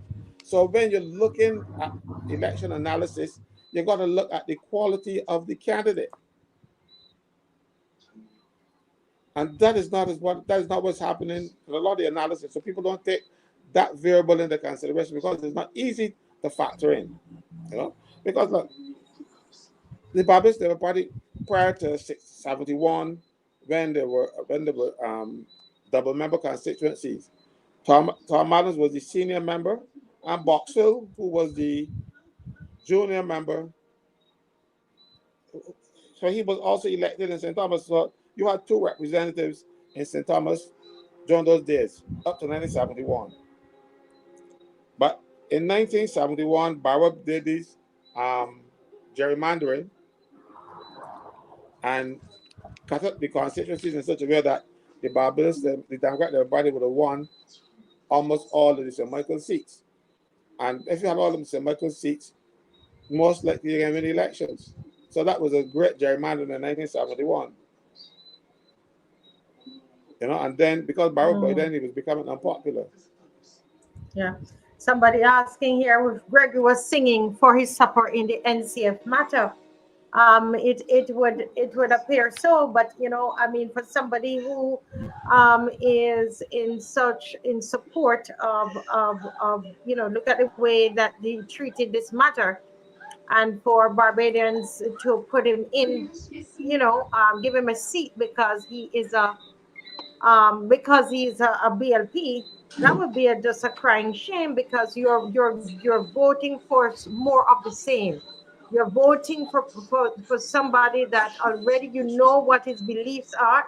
You already know what he's promoting. You know the perversion that he's promoting. You know that already, so it would be a real shame. Yeah, let me say, Mary's back. When Bob asked, was he singing for his supper? I think he used the wrong analogy. You might say he was granted for his will. That's more appropriate. Well, I'm sure the next slide that we're gonna put up gonna answer Owen Bob's question perfectly. But I want them to go back to the slide here so that we could continue to share with the opposition. You mean so the that they could, PowerPoint, right? Yeah. Yes, right. So this number here that you can see at the end, right, which is the 2022 general election. They know that the candidate they're going to run is not very likable in the constituency, right? So they have to create the circumstance now, like what they did with St. George North, when they forced Glenn Clark to step down in the middle of COVID and sent him to cold Canada, where the disease was rampant, to give her his seat to Tony Moore, right? Because the same thing is happening with St. George North. They were losing significant ground in St. George North, so they had to call the by-election to get him out quickly, because if they waited down to general election, the swing was increasing, well, not as massive as this one, but it would have given them a problem to win back the seat. When this by-election comes, right? No, That's why you're muted. No, Glenn would have still won if his children voted for him. I'd have children up there. Where the hell you go? Yeah. All right. So in the by-election, with a solid, because I see some people on here saying Caswell got to run, but with a solid candidate in St. Thomas, based off this monster slide downward in support for St. Thomas, after the government having 30 seats continue to do nothing for a constituency like St. Thomas to help those people, they're going to come back to ask back St. Thomians for the seat again.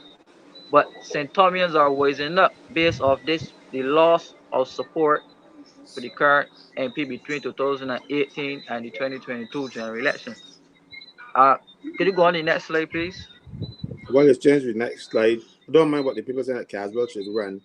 I couldn't even walk snow for the last couple of weeks. My foot would give me some trouble, so I can't run. We'll see what the Lord say. Okay. You heard that, we're saying, they're praying for you. Yeah. So we're seeing here now the history of representation in St. Thomas, and as we spoke earlier, and Caswell gave the information, we had Tom Adams, who former Prime Minister, who served, he represented St. Thomas. Then you had David Simmons, he served as Attorney General. He represented St. Thomas from 1985 to 2001. And then we had Cynthia Ford, who served as Minister of People Empowerment. She represented from 2001 till today. She was also a parliamentary secretary in 1990 America, a minister in the Ministry of Education. So she was a minister for a long time, just a minister without work to do. Hey. So she didn't, and as a result, she didn't have any clout. Nobody took her seriously. So St. Thomas did not benefit from her stewardship. We couldn't even get all fixed. All right. Next slide, please. Right. So, right. So we spoke about that already. This will be the third by election that is pending in St. Thomas. It had two already in 1985, where David Simmer contested against Ronald Rock, and 2001, the BLP Cynthia Ford versus DLP's George Pilgrim. We all know who won that one. Next slide, please. Right. So we're in 2024, and we're hearing that there's a high chance that the MP is likely to resign from the parliamentary seat, and Gregory Nichols, it's said that he's being seen canvassing in St. Thomas, and he's likely to be the replacement for Cynthia Ford in the seat. Um, Next one, right, Gregory Nichols. So when we were discussing earlier, we say that Nichols, the person who represented NCF in the case where he put down this judgment, a questionable judgment on Praise Academy of Dance, and he viciously went after Marcia Weeks. Right? So here's God looking out for his children, and somebody dropped this file at our doorstep, and it spoke about the electoral history of the particular person in question who's seeking to represent St. Thomas.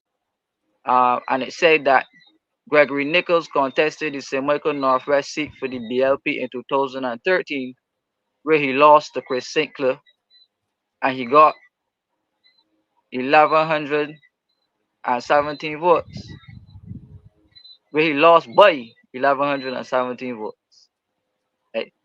It also said here that he was in 2019 that he was forced to step down as chairman of the transport board after the prime minister openly criticized his poor management of the transport board. And there was a whole set of articles in the newspaper which spoke to the state of the transport board deteriorating significantly under Mr. Nichols' stewardship, and the prime minister openly criticizing it, saying that she was not happy with his stewardship, and he was forced to step down. Right. So here you have it. Marcia, I don't know if you could read some of the articles. Yes. It says this is an article from Barbados Today, and it says less than a year after being appointed as chairman of the Troubled Transport Board, Gregory Nichols has abruptly resigned. Nichols, who took over as chairman following the Barbados Labour Party's victory in the May 24th general election, tendered his resignation this morning. In a brief response, Nichols confirmed to Barbados Today that he had vacated the post, simply saying, "Yes, I've resigned." However, when questioned as to what led to his resignation, Nichols offered no response. In recent months, the chairman has come under heavy fire from Prime Minister Mia Mottley, who declared she was dissatisfied with the way in which the Transport Board was being run. In a meeting earlier this month at government headquarters with transport industry players, Nichols came in for a particular severe reprimand by the Prime Minister, Barbados Today has learned. Prime Minister Mia Mottley was especially miffed with Nichols for reporting to the media that the Transport Board was in the process of buying electric buses before a deal had been finalized. But during a press conference following that meeting, Motley also publicly expressed her frustration with the Transport Board's operations.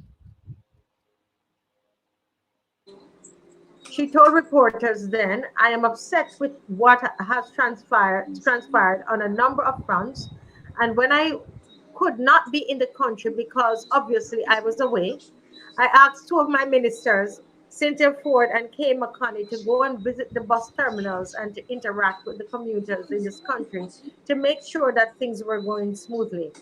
I was horrified at that report, which they brought back to me, and most of it relates to the conditions of the terminals, the inability to communicate with the commuters and the absence continually of buses.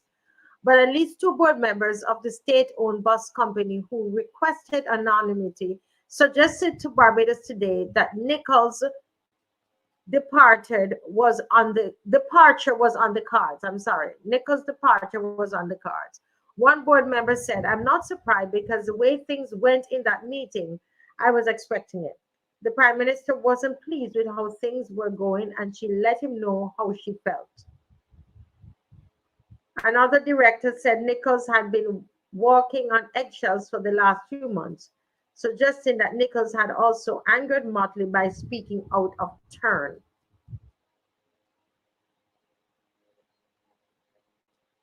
Also add something there. Under his watch, and I'm going to be very clear and very careful because I don't want nobody to say that I said this about anybody, any particular person. Under his watch, people set up a garage across the road from the transport board to fix transport board buses. I'm not saying it was him. I don't know if he was a director or not. I am saying to you that this happened while he was there. And he must have seen them because it was just across the road above the Insurance Corporation of Barbados Limited. The buses were being fixed at a private company there, buses that could have been fixed by the contractors and sometimes to do some very minor work. So I don't know if that was one of the things that miffed the Prime Minister, but people have to hear more. I want to hear more. When he goes to St. Thomas, I'm going to ask them to inquire into who or what set up that company, cross the river transport board to fix transport buses on his watch, and the rest, a lot of people didn't know, including the Prime Minister. Wow, it seemed like we need to do, somebody was suggesting a couple nights ago, we need to go up there and do a roadside parliament. So we educate the people of St. Thomas. And so they can make an informed decision. Because where else would they know about this candidate? Where else? Ask yourself that question. Where else are they going to know about him? Go ahead, Kimar. Kimar? Yeah. Hi. Hello. Yes. Okay. Yeah. Yes. Continue, please. Yeah. Great. So there was another article that spoke in more detail, I believe, to the same situation as to what was happening at Transport Board at the time. And this is the article in Barbados Today. Like I said, this information was dropped at our doorstep because there seem to be persons who, within the rights of the Barbados Labour Party, who are not happy with the choice of making Mr. Nichols being the candidate for St. Thomas. There are persons who are very unhappy with that. So there are still some persons who sympathize with the loyal opposition that certain things are not intended to happen in Barbados going forward.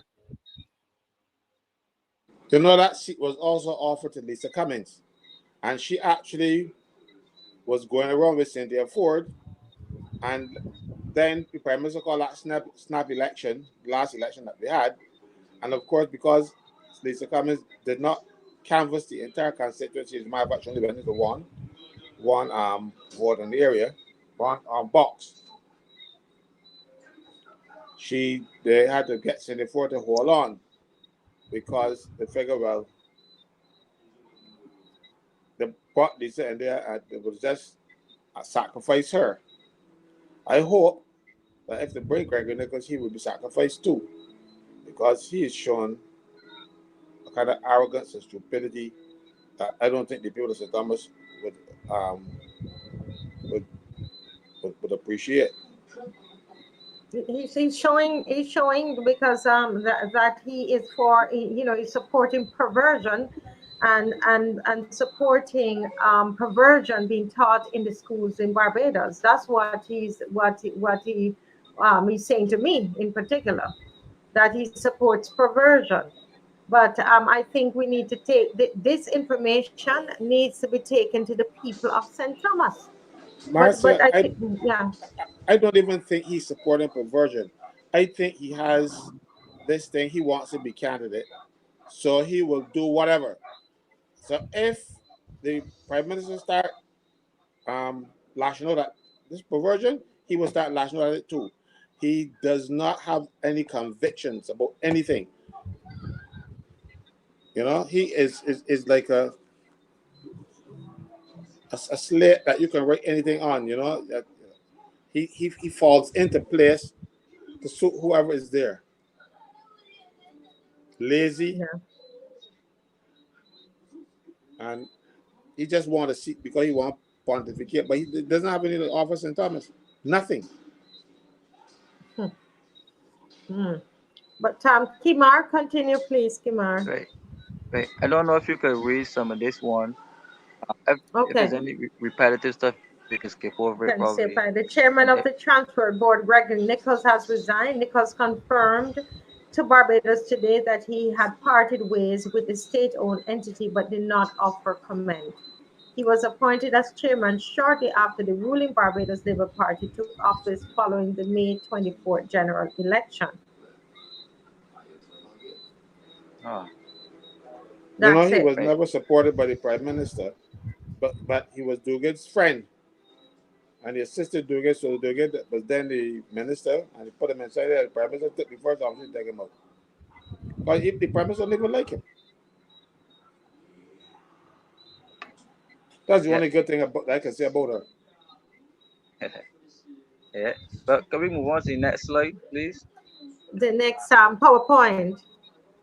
Yeah. But while we're getting the PowerPoint ready, I'm hoping that people are sharing this to the people on St. Thomas. They have to be educated, and that's the thing. At the end of the day, whatever they choose, they choose. But they need to understand we are gonna go, we're a different set of people now. We're a different set of people. We don't vote for colors anymore. Right? Go ahead, Kimar. That was the last one that he had. There's Oh, some music coming through, Caswell. So I turn off your some music somehow coming through. right. Go All right. that That's the was it, last. Simon. Right. Okay. Okay. Great name.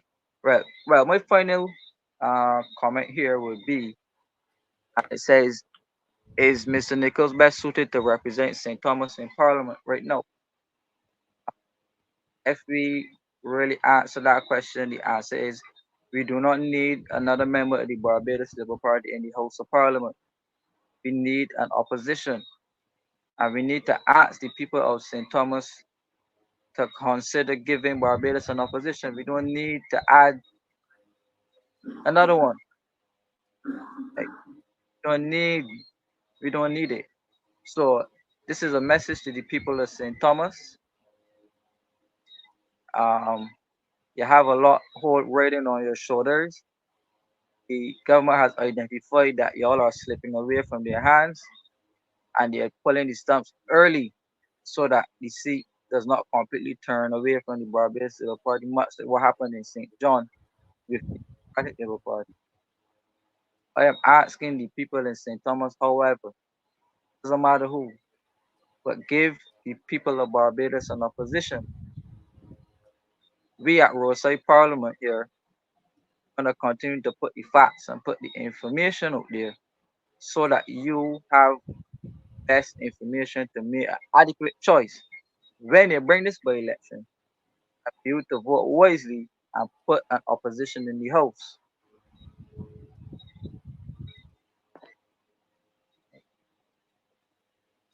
Over to you, Marcia.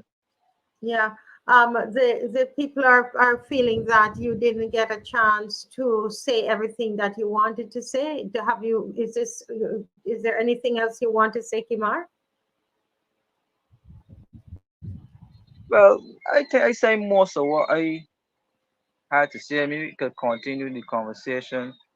Um, Main point here tonight was to show the people of Barbados, people of St. Thomas, not any talk about strong, to be fooled when they talk of the theatrics that's going to come when they bring this by election, because they know they're going to come and splurge money in the constituency to win the seat. So I don't want my people to fall for that yet again and to be selling out and selling out themselves to put back another one in the house when they already have 29. They don't need this one, right? So my point here is I'm just asking the people beforehand to think about it, talk to your brother, talk to your sister, talk to your family, discuss it at church, discuss it at work, discuss it on the bus, discuss it everywhere. This should be a conversation that all of Barbados, along with the people of St. Thomas, should be having. And we, the people's opposition, need to be there to help facilitate that conversation. Right? Because if you can have a person being set up to represent a government entity in the NCF, making such confusing rulings and putting his philosophy out there as to what he will support and what he will not support. Based of what he supports, that is not what the people of Barbados will support. Right? So if we have persons supporting that type of philosophy, I say we don't need them in parliament. And this is probably the beginning of putting the stop on these people who come with agendas that don't suit us and are not for us, and let them know straight we will not be putting you in the parliament anymore. We done. We done. You done. This is it. So I think this is the beginning of the end, and we need to put our foot firm down and say this is it right here. No. Rejected. We cover that. No. So St. Thomas, we need you. Yeah. Someone is saying here, come on now, you're not suggesting that the people of St. Thomas are stupid or foolish, are you? Come Kimar? on. Come on. Well, I can say about the person, come on, no. Senator, right? That's not what we're saying at all. My goal here was to bring enlightenment to the people in St. Thomas so that they have information so that they could vote wiser. So if voting time comes and the people say, well, we don't have or we didn't have the information, well, that will be another story. But here's a person now giving the information freely and willingly to aid those people if need be. They don't have to listen to me, you know. So that is not my role. I love the people in St. Thomas. I love the people of Barbados. I love all Barbadians, all walks, colors, class, and creeds. So I push unity, which is uh, personal unity, and I also support unity, uh, workers' union. Yeah, Unity Labour Party. People, easy these say people will vote. People will vote the way they feel. If the bees delivered for them, then they will vote for them. Again, that is a fact. People will support who delivers.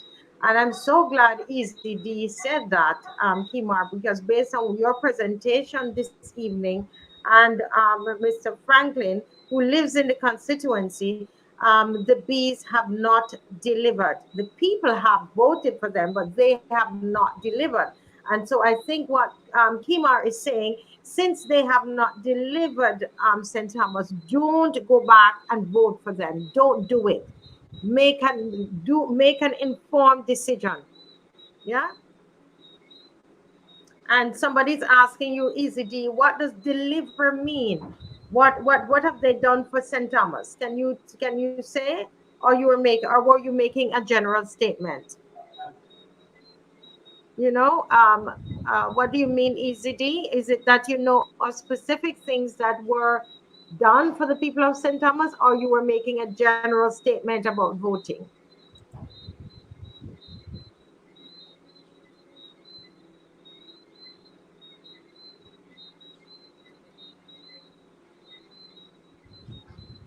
Well, listen, you have all kinds of comments in the chat. I think because people are feeling. I thank you, Kimar, for the presentation. and for taking the time to do the research. And I thought that that was beautiful and very insightful as usual. Now, the reality is when you did the chart there and you could see the red line and you see, you know, the gap there. When you look at St. Thomas, the way I read the graph as well, Kimar and Mr. Franklin, when you look at St. Thomas and whatever is not working in St. Thomas, it's not anybody else's fault but the BLP because they have held steadily, although in the last election they dipped somewhat, but they have been the ones there, they're the steady hold. But the people need to step back and look at what is happening because whatever is not working in your constituency is as a direct result of the BLP. It is obvious because that's how you have voted. Those are the people. It's them who were in charge. So it has to fall at them. Yeah. The last election result that showed the big dip. It shows the frustration of the. Okay. Mr. Franklin dropped out. 1 second. Dropped out. It dropped out. Continued. You said it showed the frustration and then we lost you. It showed the frustration of the people in St. Thomas because that dip is too significant to ignore. You know, Kimar was quite right. You know, if the Democrat Labour Party had a better candidate, not that Dr. Hines isn't a good man or anything like that, but he was not well at the time.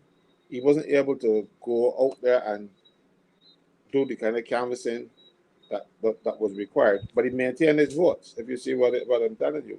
So he didn't pick up those votes that didn't vote for Cynthia Forrest. It's just that the people got frustrated and didn't vote. And that is unlike Barbados Labour Party supporters. I tell you they will vote for a dog but the dog has a BLP red shirt on. But this is the exception because after all of this time and after all the support that she's been getting, and she still hasn't delivered, as the person here was talking about delivering, can you name something that she has delivered for the people of St. Thomas? She hasn't even delivered the thing to patch the potholes.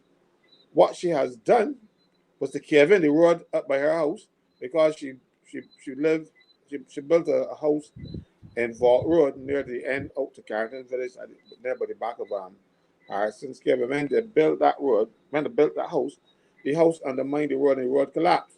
That's the only road she got fixed. That is the only road that she got fixed. And it was fixed by the dams because the dams were poor by that time. So she has not done anything. And she only got the road fixed because she matched it up, or her project matched it up. So there is nothing discernible that anybody can look back and say, oh, St. John Ford did this for the people of St. Thomas. She got a few school meals, jobs for people in St. Thomas, but not the people who were better placed, they didn't get any of the good government jobs or even government contracts. Unlike the other constituencies where their MPs were able to secure, mind you, jobs even in the private sector for them. Because some MPs have friends in the private sector and they will tell people, I want a job for my people, and they will give them if they have vacancies. She didn't have any of that. St. Thomas people, a lot of them are on the block with no prospects of MP trying to help them. So it should have been easy. Now, if George Pilgrim has stuck around, maybe, but after you lose a few times, people get frustrated and say, then I want to get beat again. But take a leaf from boys that ran in Christchurch South. He got beat about 3 or 4 times, And then eventually he ran and he won. Because that Christchurch South seat was a seat that Barrow made for Bree St. John. Because Barrow thought that Bree had the kind of ability and the talent, a person that him should be in the house. So when Barrow made Christchurch South, they cut out all of the Barbados Labour Party boxes and made that a constituency. And of course, Bree won it hands down. You see, because you must understand, under Barrow and Tom Adams and stuff, they were not enemies. They were friends. And in Barbados, politics and party politics used to be a 3-4 week thing. Now, under this current administration, politics go right through the year. So you start setting up people against each other because you want to keep people stupid. And that same nonsense happened in Jamaica, where people used to have in areas long after elections where you could go into certain areas and all kind of stuff. She's trying to recreate that nonsense here. Politics prior to her used to be a 3-week thing. People used to support their parties in 3 weeks. They had good fun campaigning against each other and things, but as soon as the election finished, everybody friends again. She is trying to keep people political all through 5 years. You know, it's funny you said that thing about like Jamaica, because I remember it could have been in 2014 or so. Someone said to me that, you know, who was part of the party, said to me that she is trying to the same thing that she actually said to Owen Arthur. You know, that look at the politics in Jamaica. Those Jamaicans would, you know, at that time they would, you know, kill somebody else over, you know, whether whoever is orange or green, that they were that committed to their party. And she told another person in the BLP, this is what the person alleged, that she told them that she was, that is what she wants. And that she told Owen Arthur that to look at the politics of Jamaica, and he refused. In fact, that person, when at the time I was saying, why doesn't he just leave her alone? Why he keeps saying negative things about her? This person is alleging that she told told Owen Arthur that is the kind of politics that that he should be pushing, one of commitment to party. And we can see that that's what it seems to me that she's doing right now. Yes, because look, she is trying to create a cadre of people who know nothing other than Barbados Labour Party. And they're going into the schools, they're going to all the young people and treating them and all kind of stuff, because you know how good you're going to feel at 12, 13, that the Prime Minister come and give you something. You gotta remember that. I remember, like, I'll give an example. I was a cadet, and we had a trip to St. Lucia. And I'm not accustomed to those hills. And mind you, marching down was fun, but then we marched into town, then we were on our own to get back to the morn. The morn was uphill. But they warned us not to go and get against people's vehicles and all kind of stuff. But I mind that the boy didn't see me, so I decided again, but my left. And I was on the road and I stuck up my finger and this car stopped. When the car stopped, I recognized John Compton. I saluted and said, "Sorry, sir." He said, "No, man, get in." And he asked me where I was going and who I was. And then I told him, and he taught me for all the way up to the morning. You know, if I had to vote in St. Lucia, I would have voted for Compton because he was nice to me, you know. and that is what she is doing, you know. Like, and he drove me up to the morning, and then because we were staying at the level college up in the morning. And there's only one road up and one way down. So it is that he was passing there. He turned off the road to take me there and come back. And I appreciated that. And you can see I talk about it. And that happened in the 70s, you know. And they still talking about it now. That's what she wants to do. She wants to have a kind of cult base around her, even if she destroyed this country to do it.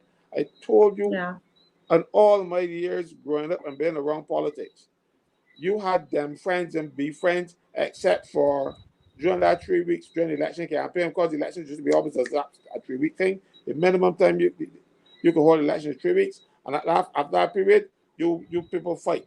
After that, you got back together, you were friends again. She wants to make sure that you are not friends throughout the period. And mind you, she has her them friends because she was a them. I don't know about it fool you otherwise. Mayor Motley grew up in a dam's house. And I can tell you how, or why. Her father was the Barbados representative for the city of Bridgetown.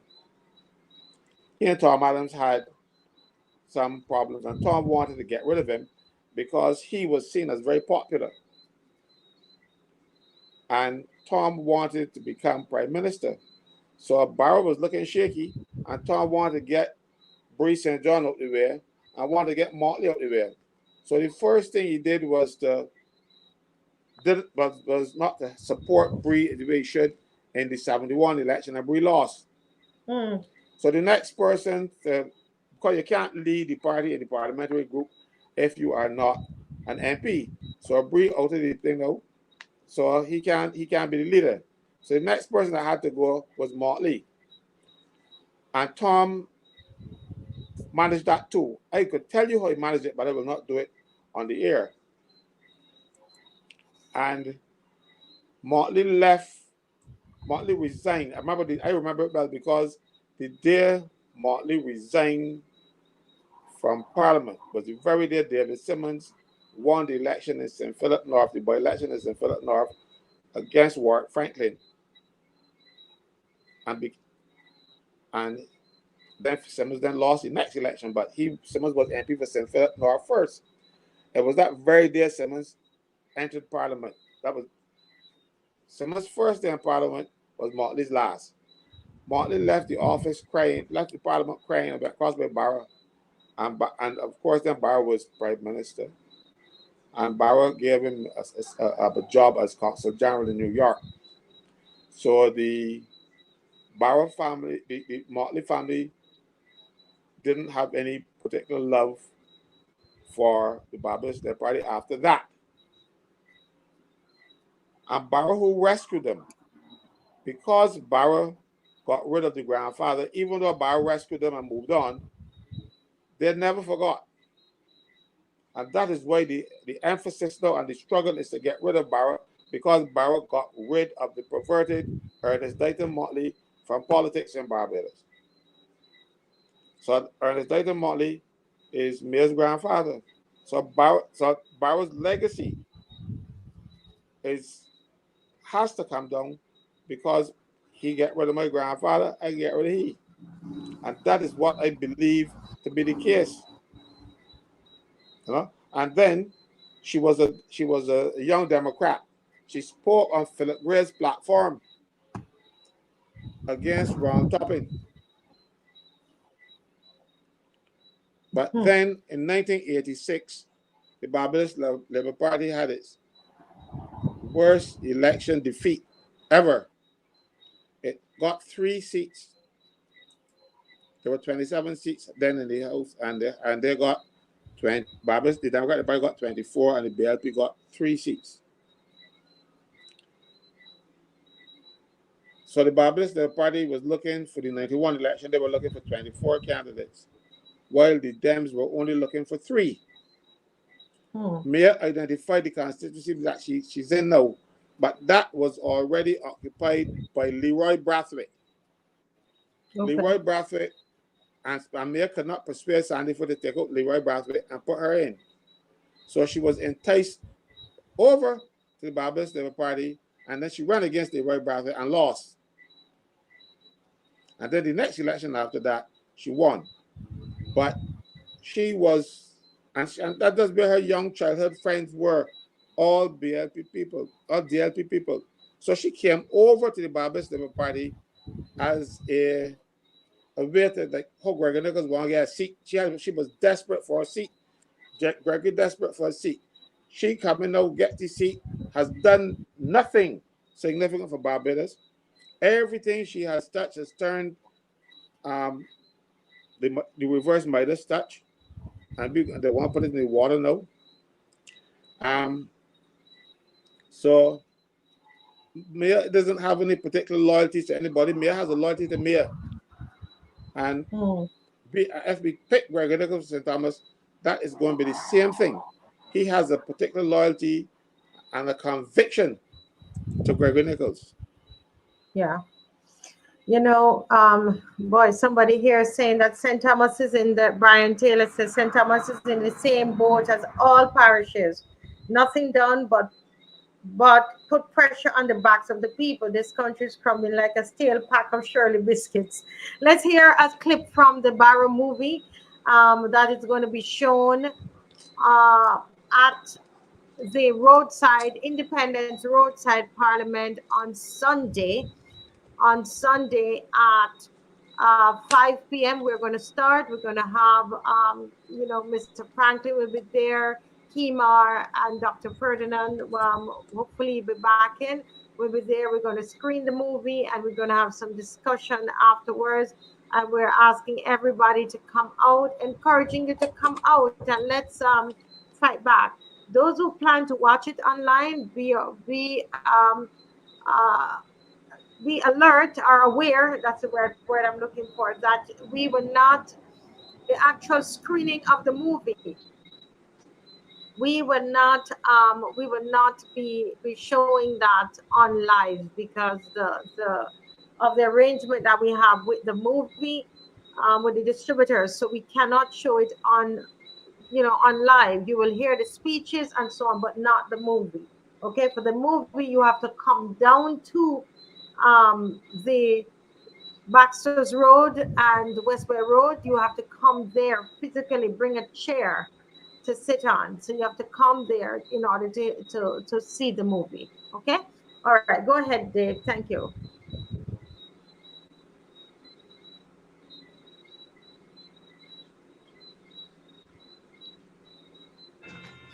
That we need to find a way of instilling once again. One time we traveled to Qatar and we landed in Grantley Aden Airport. I have tape recorder Sony. I never forgot it. And I tell officer, look, I am not paying that personal effective payments of Barbados, you will pay. I am not paying it. Custom officer, I said, you go ahead. And I tell him, I'm not paying. He said, you go ahead. But he pay, RL Barrow pay duty in item he buy. I see it in my eyes. Not use government money for his own official.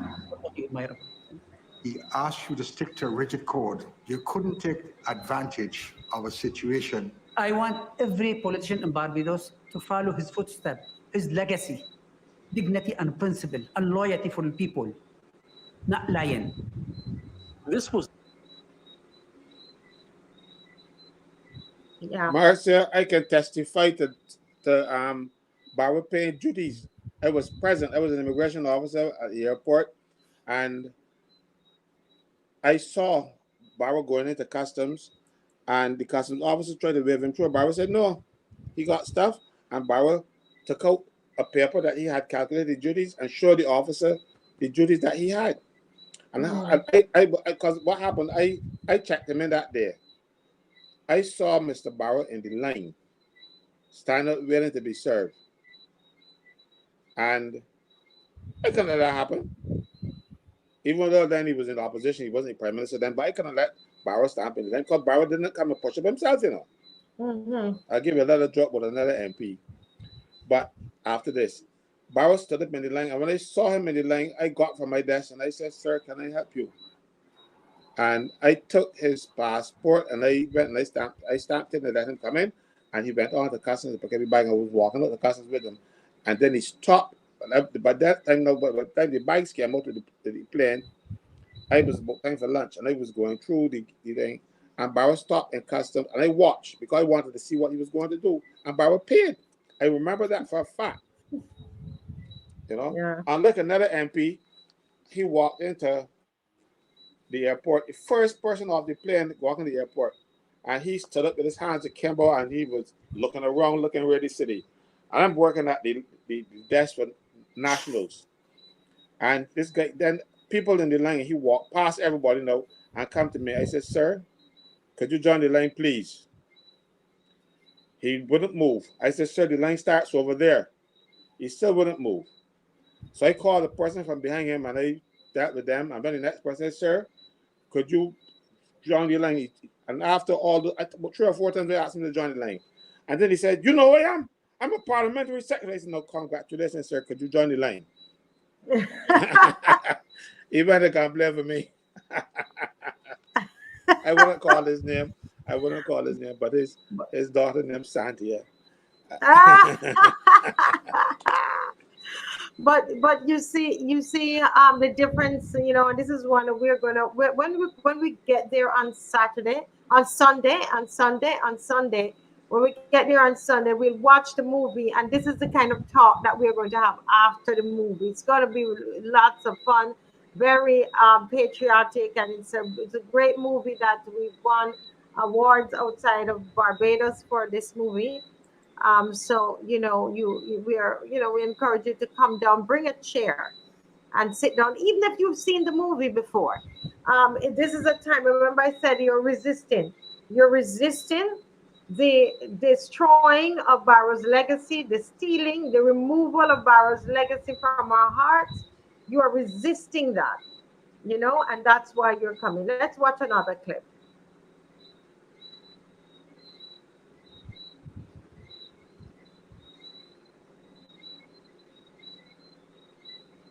Okay, seem to be having trouble with that clip. Kimar, is there anything else? We have 4 minutes to go. Okay, he's coming back. The clip is coming back. Let's see. Errol Barrow continued throughout his political career to fight for and to defend the sovereignty of Barbados, and sometimes in his zeal, international diplomacy suffered. Mr. Barrow, understand this British Airways cannot change its stance. If you can't grant our request, rest assured we will have no choice than to shut down all of our offices in Barbados by the end of this month. We have been colonies of Britain for 350 years, and I do not intend that Barbados be a colony of this airline. Do not wait until the end of the month. Close your offices and be out of Barbados in 2 days. I think there must be something, we must be able to work something out. I don't think we're past the point of being able to negotiate some middle ground here. There must be something we can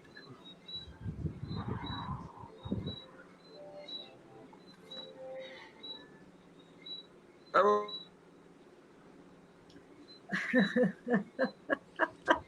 Listen, this is a boss movie. You see what's happening here? Right now, we are paying airlines to come to Barbados. Martha, you can love your airplane. You see the difference in leadership? You're going to talk about that when I want you to build on that, Mr. Franklin, because we have 2 minutes. We're going to talk about that on Sunday, because I was saying we don't want to give away everything here now, right? But we're going to show this movie, and then as we go through, and then when we're ready now, all these things that we're going to talk about, I hope people will come and, come to the microphone too. We're going to hear from the panel, the panelists as well. And so you hold that, because we don't want to give away everything now, right? Yeah. We getting another clip? We're going, oh no, good, because we don't want to give away all the, Caswell, we don't give away everything in the movie. Kimar, you still there? Yeah, still here. Yes. You have a minute. Tell us what's the last thing you want to say to people. Yeah. Well, had a good evening as always. I look forward to seeing you all on Sunday, Roadside Parliament. Preserving Barrow's legacy is important. That preserve the philosophy and the principles that built its country. So looking forward to seeing you all out there. To the people of St. Thomas or any other constituency having possible by elections, we have to do as the loyal opposition. We can't be the opposition without the support of the people on the light. Thank you. I think to show up religiously every night. Thank you those persons who show up to the marches, who show up. Just thank you all. Continue to support us, and we will do. Thank you. Just want to end off by reminding everybody of their party, December 9th. Get to come out. Concert. I look forward to seeing you there. Yes, definitely. December 9th. December 9th is going to be the birthday party for Kimar. And please reach out to him and go and get those tickets. Go get those tickets and support Kimar. He comes on here religiously every time we're on and researches and brings stuff to us. And we want to be a blessing to him. I sound like I'm in the church, but we want to honor him. So it's his birthday. So we want to make it special for him, and that's on the 9th. And go out and support him. I don't have the flyer at hand, but I have put it up on several occasions, and it's right there on my Facebook page. We'll try and get it up for Friday. Mr. Caswell, as usual, last word, sir. 1 minute tonight. I'm not going to take a minute. I'm just going to say to the people of Barbados, well, there's two things I want to say to you. One, come out and support this effort. Keep Barrow's name and keep Barrow's flag flying high. We cannot afford to let petty nonsense destroy the work of a good man in this country, try to relegate him. Barrow is inseparable from independence. That is why they chose to make Republic Day and Independence Day to coincide. If you look, you will see at least one school so far. I saw Irene Sanford Garner posting on Facebook a flyer from school in St. Thomas. What's his name again? Sharon School. That they're going to have a Republic Day celebration. So you see, they're infecting the little children with this independence thing already, trying to the exclusion of our Barrow. If we do not stand up, 2 generations down the road, nobody will know, the young people will not know who our Barrow is. And we cannot allow that to happen. So come out, let the government see that we will not support their stupid, petty vendettas and keep Barrow. And the thing is, I have never been a Dem. So don't think I've done it because my party. I've never been a Dem. I've been a B, but I've never been a Dem. And I cannot support the Barrow's party doing this, but it's essentially nastiness. And finally, what I would like to say to the people at National Insurance, you still have time. Do not allow people, and you hear the minister saying, if you don't sign off this, because they cannot make it happen because national insurance is too important.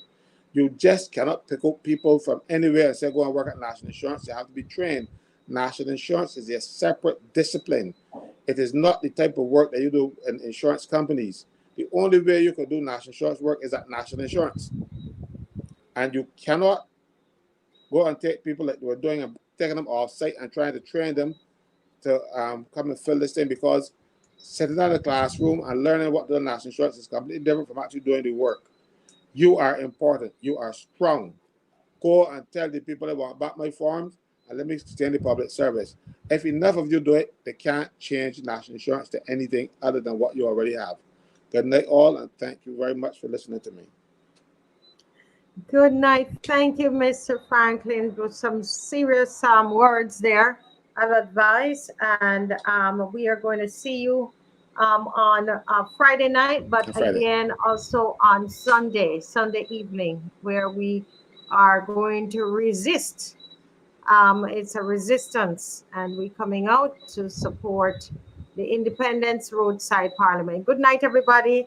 Thank you so much for joining. Pedro, Easy D, everybody, Galbiz. I want to thank, is it Galbiz? I don't want to call the person's real name. Those that helped to call around to make sure that, because we had a lot of suggestions. So there were 2 ladies who called around. And if you're listening, and we want to say thank you to you. And please come and say hello to me on Sunday. All right. God bless you all. Bye bye. Thank you. Good Thank you. night. Thank Bye-bye. you. God bless. Bye bye.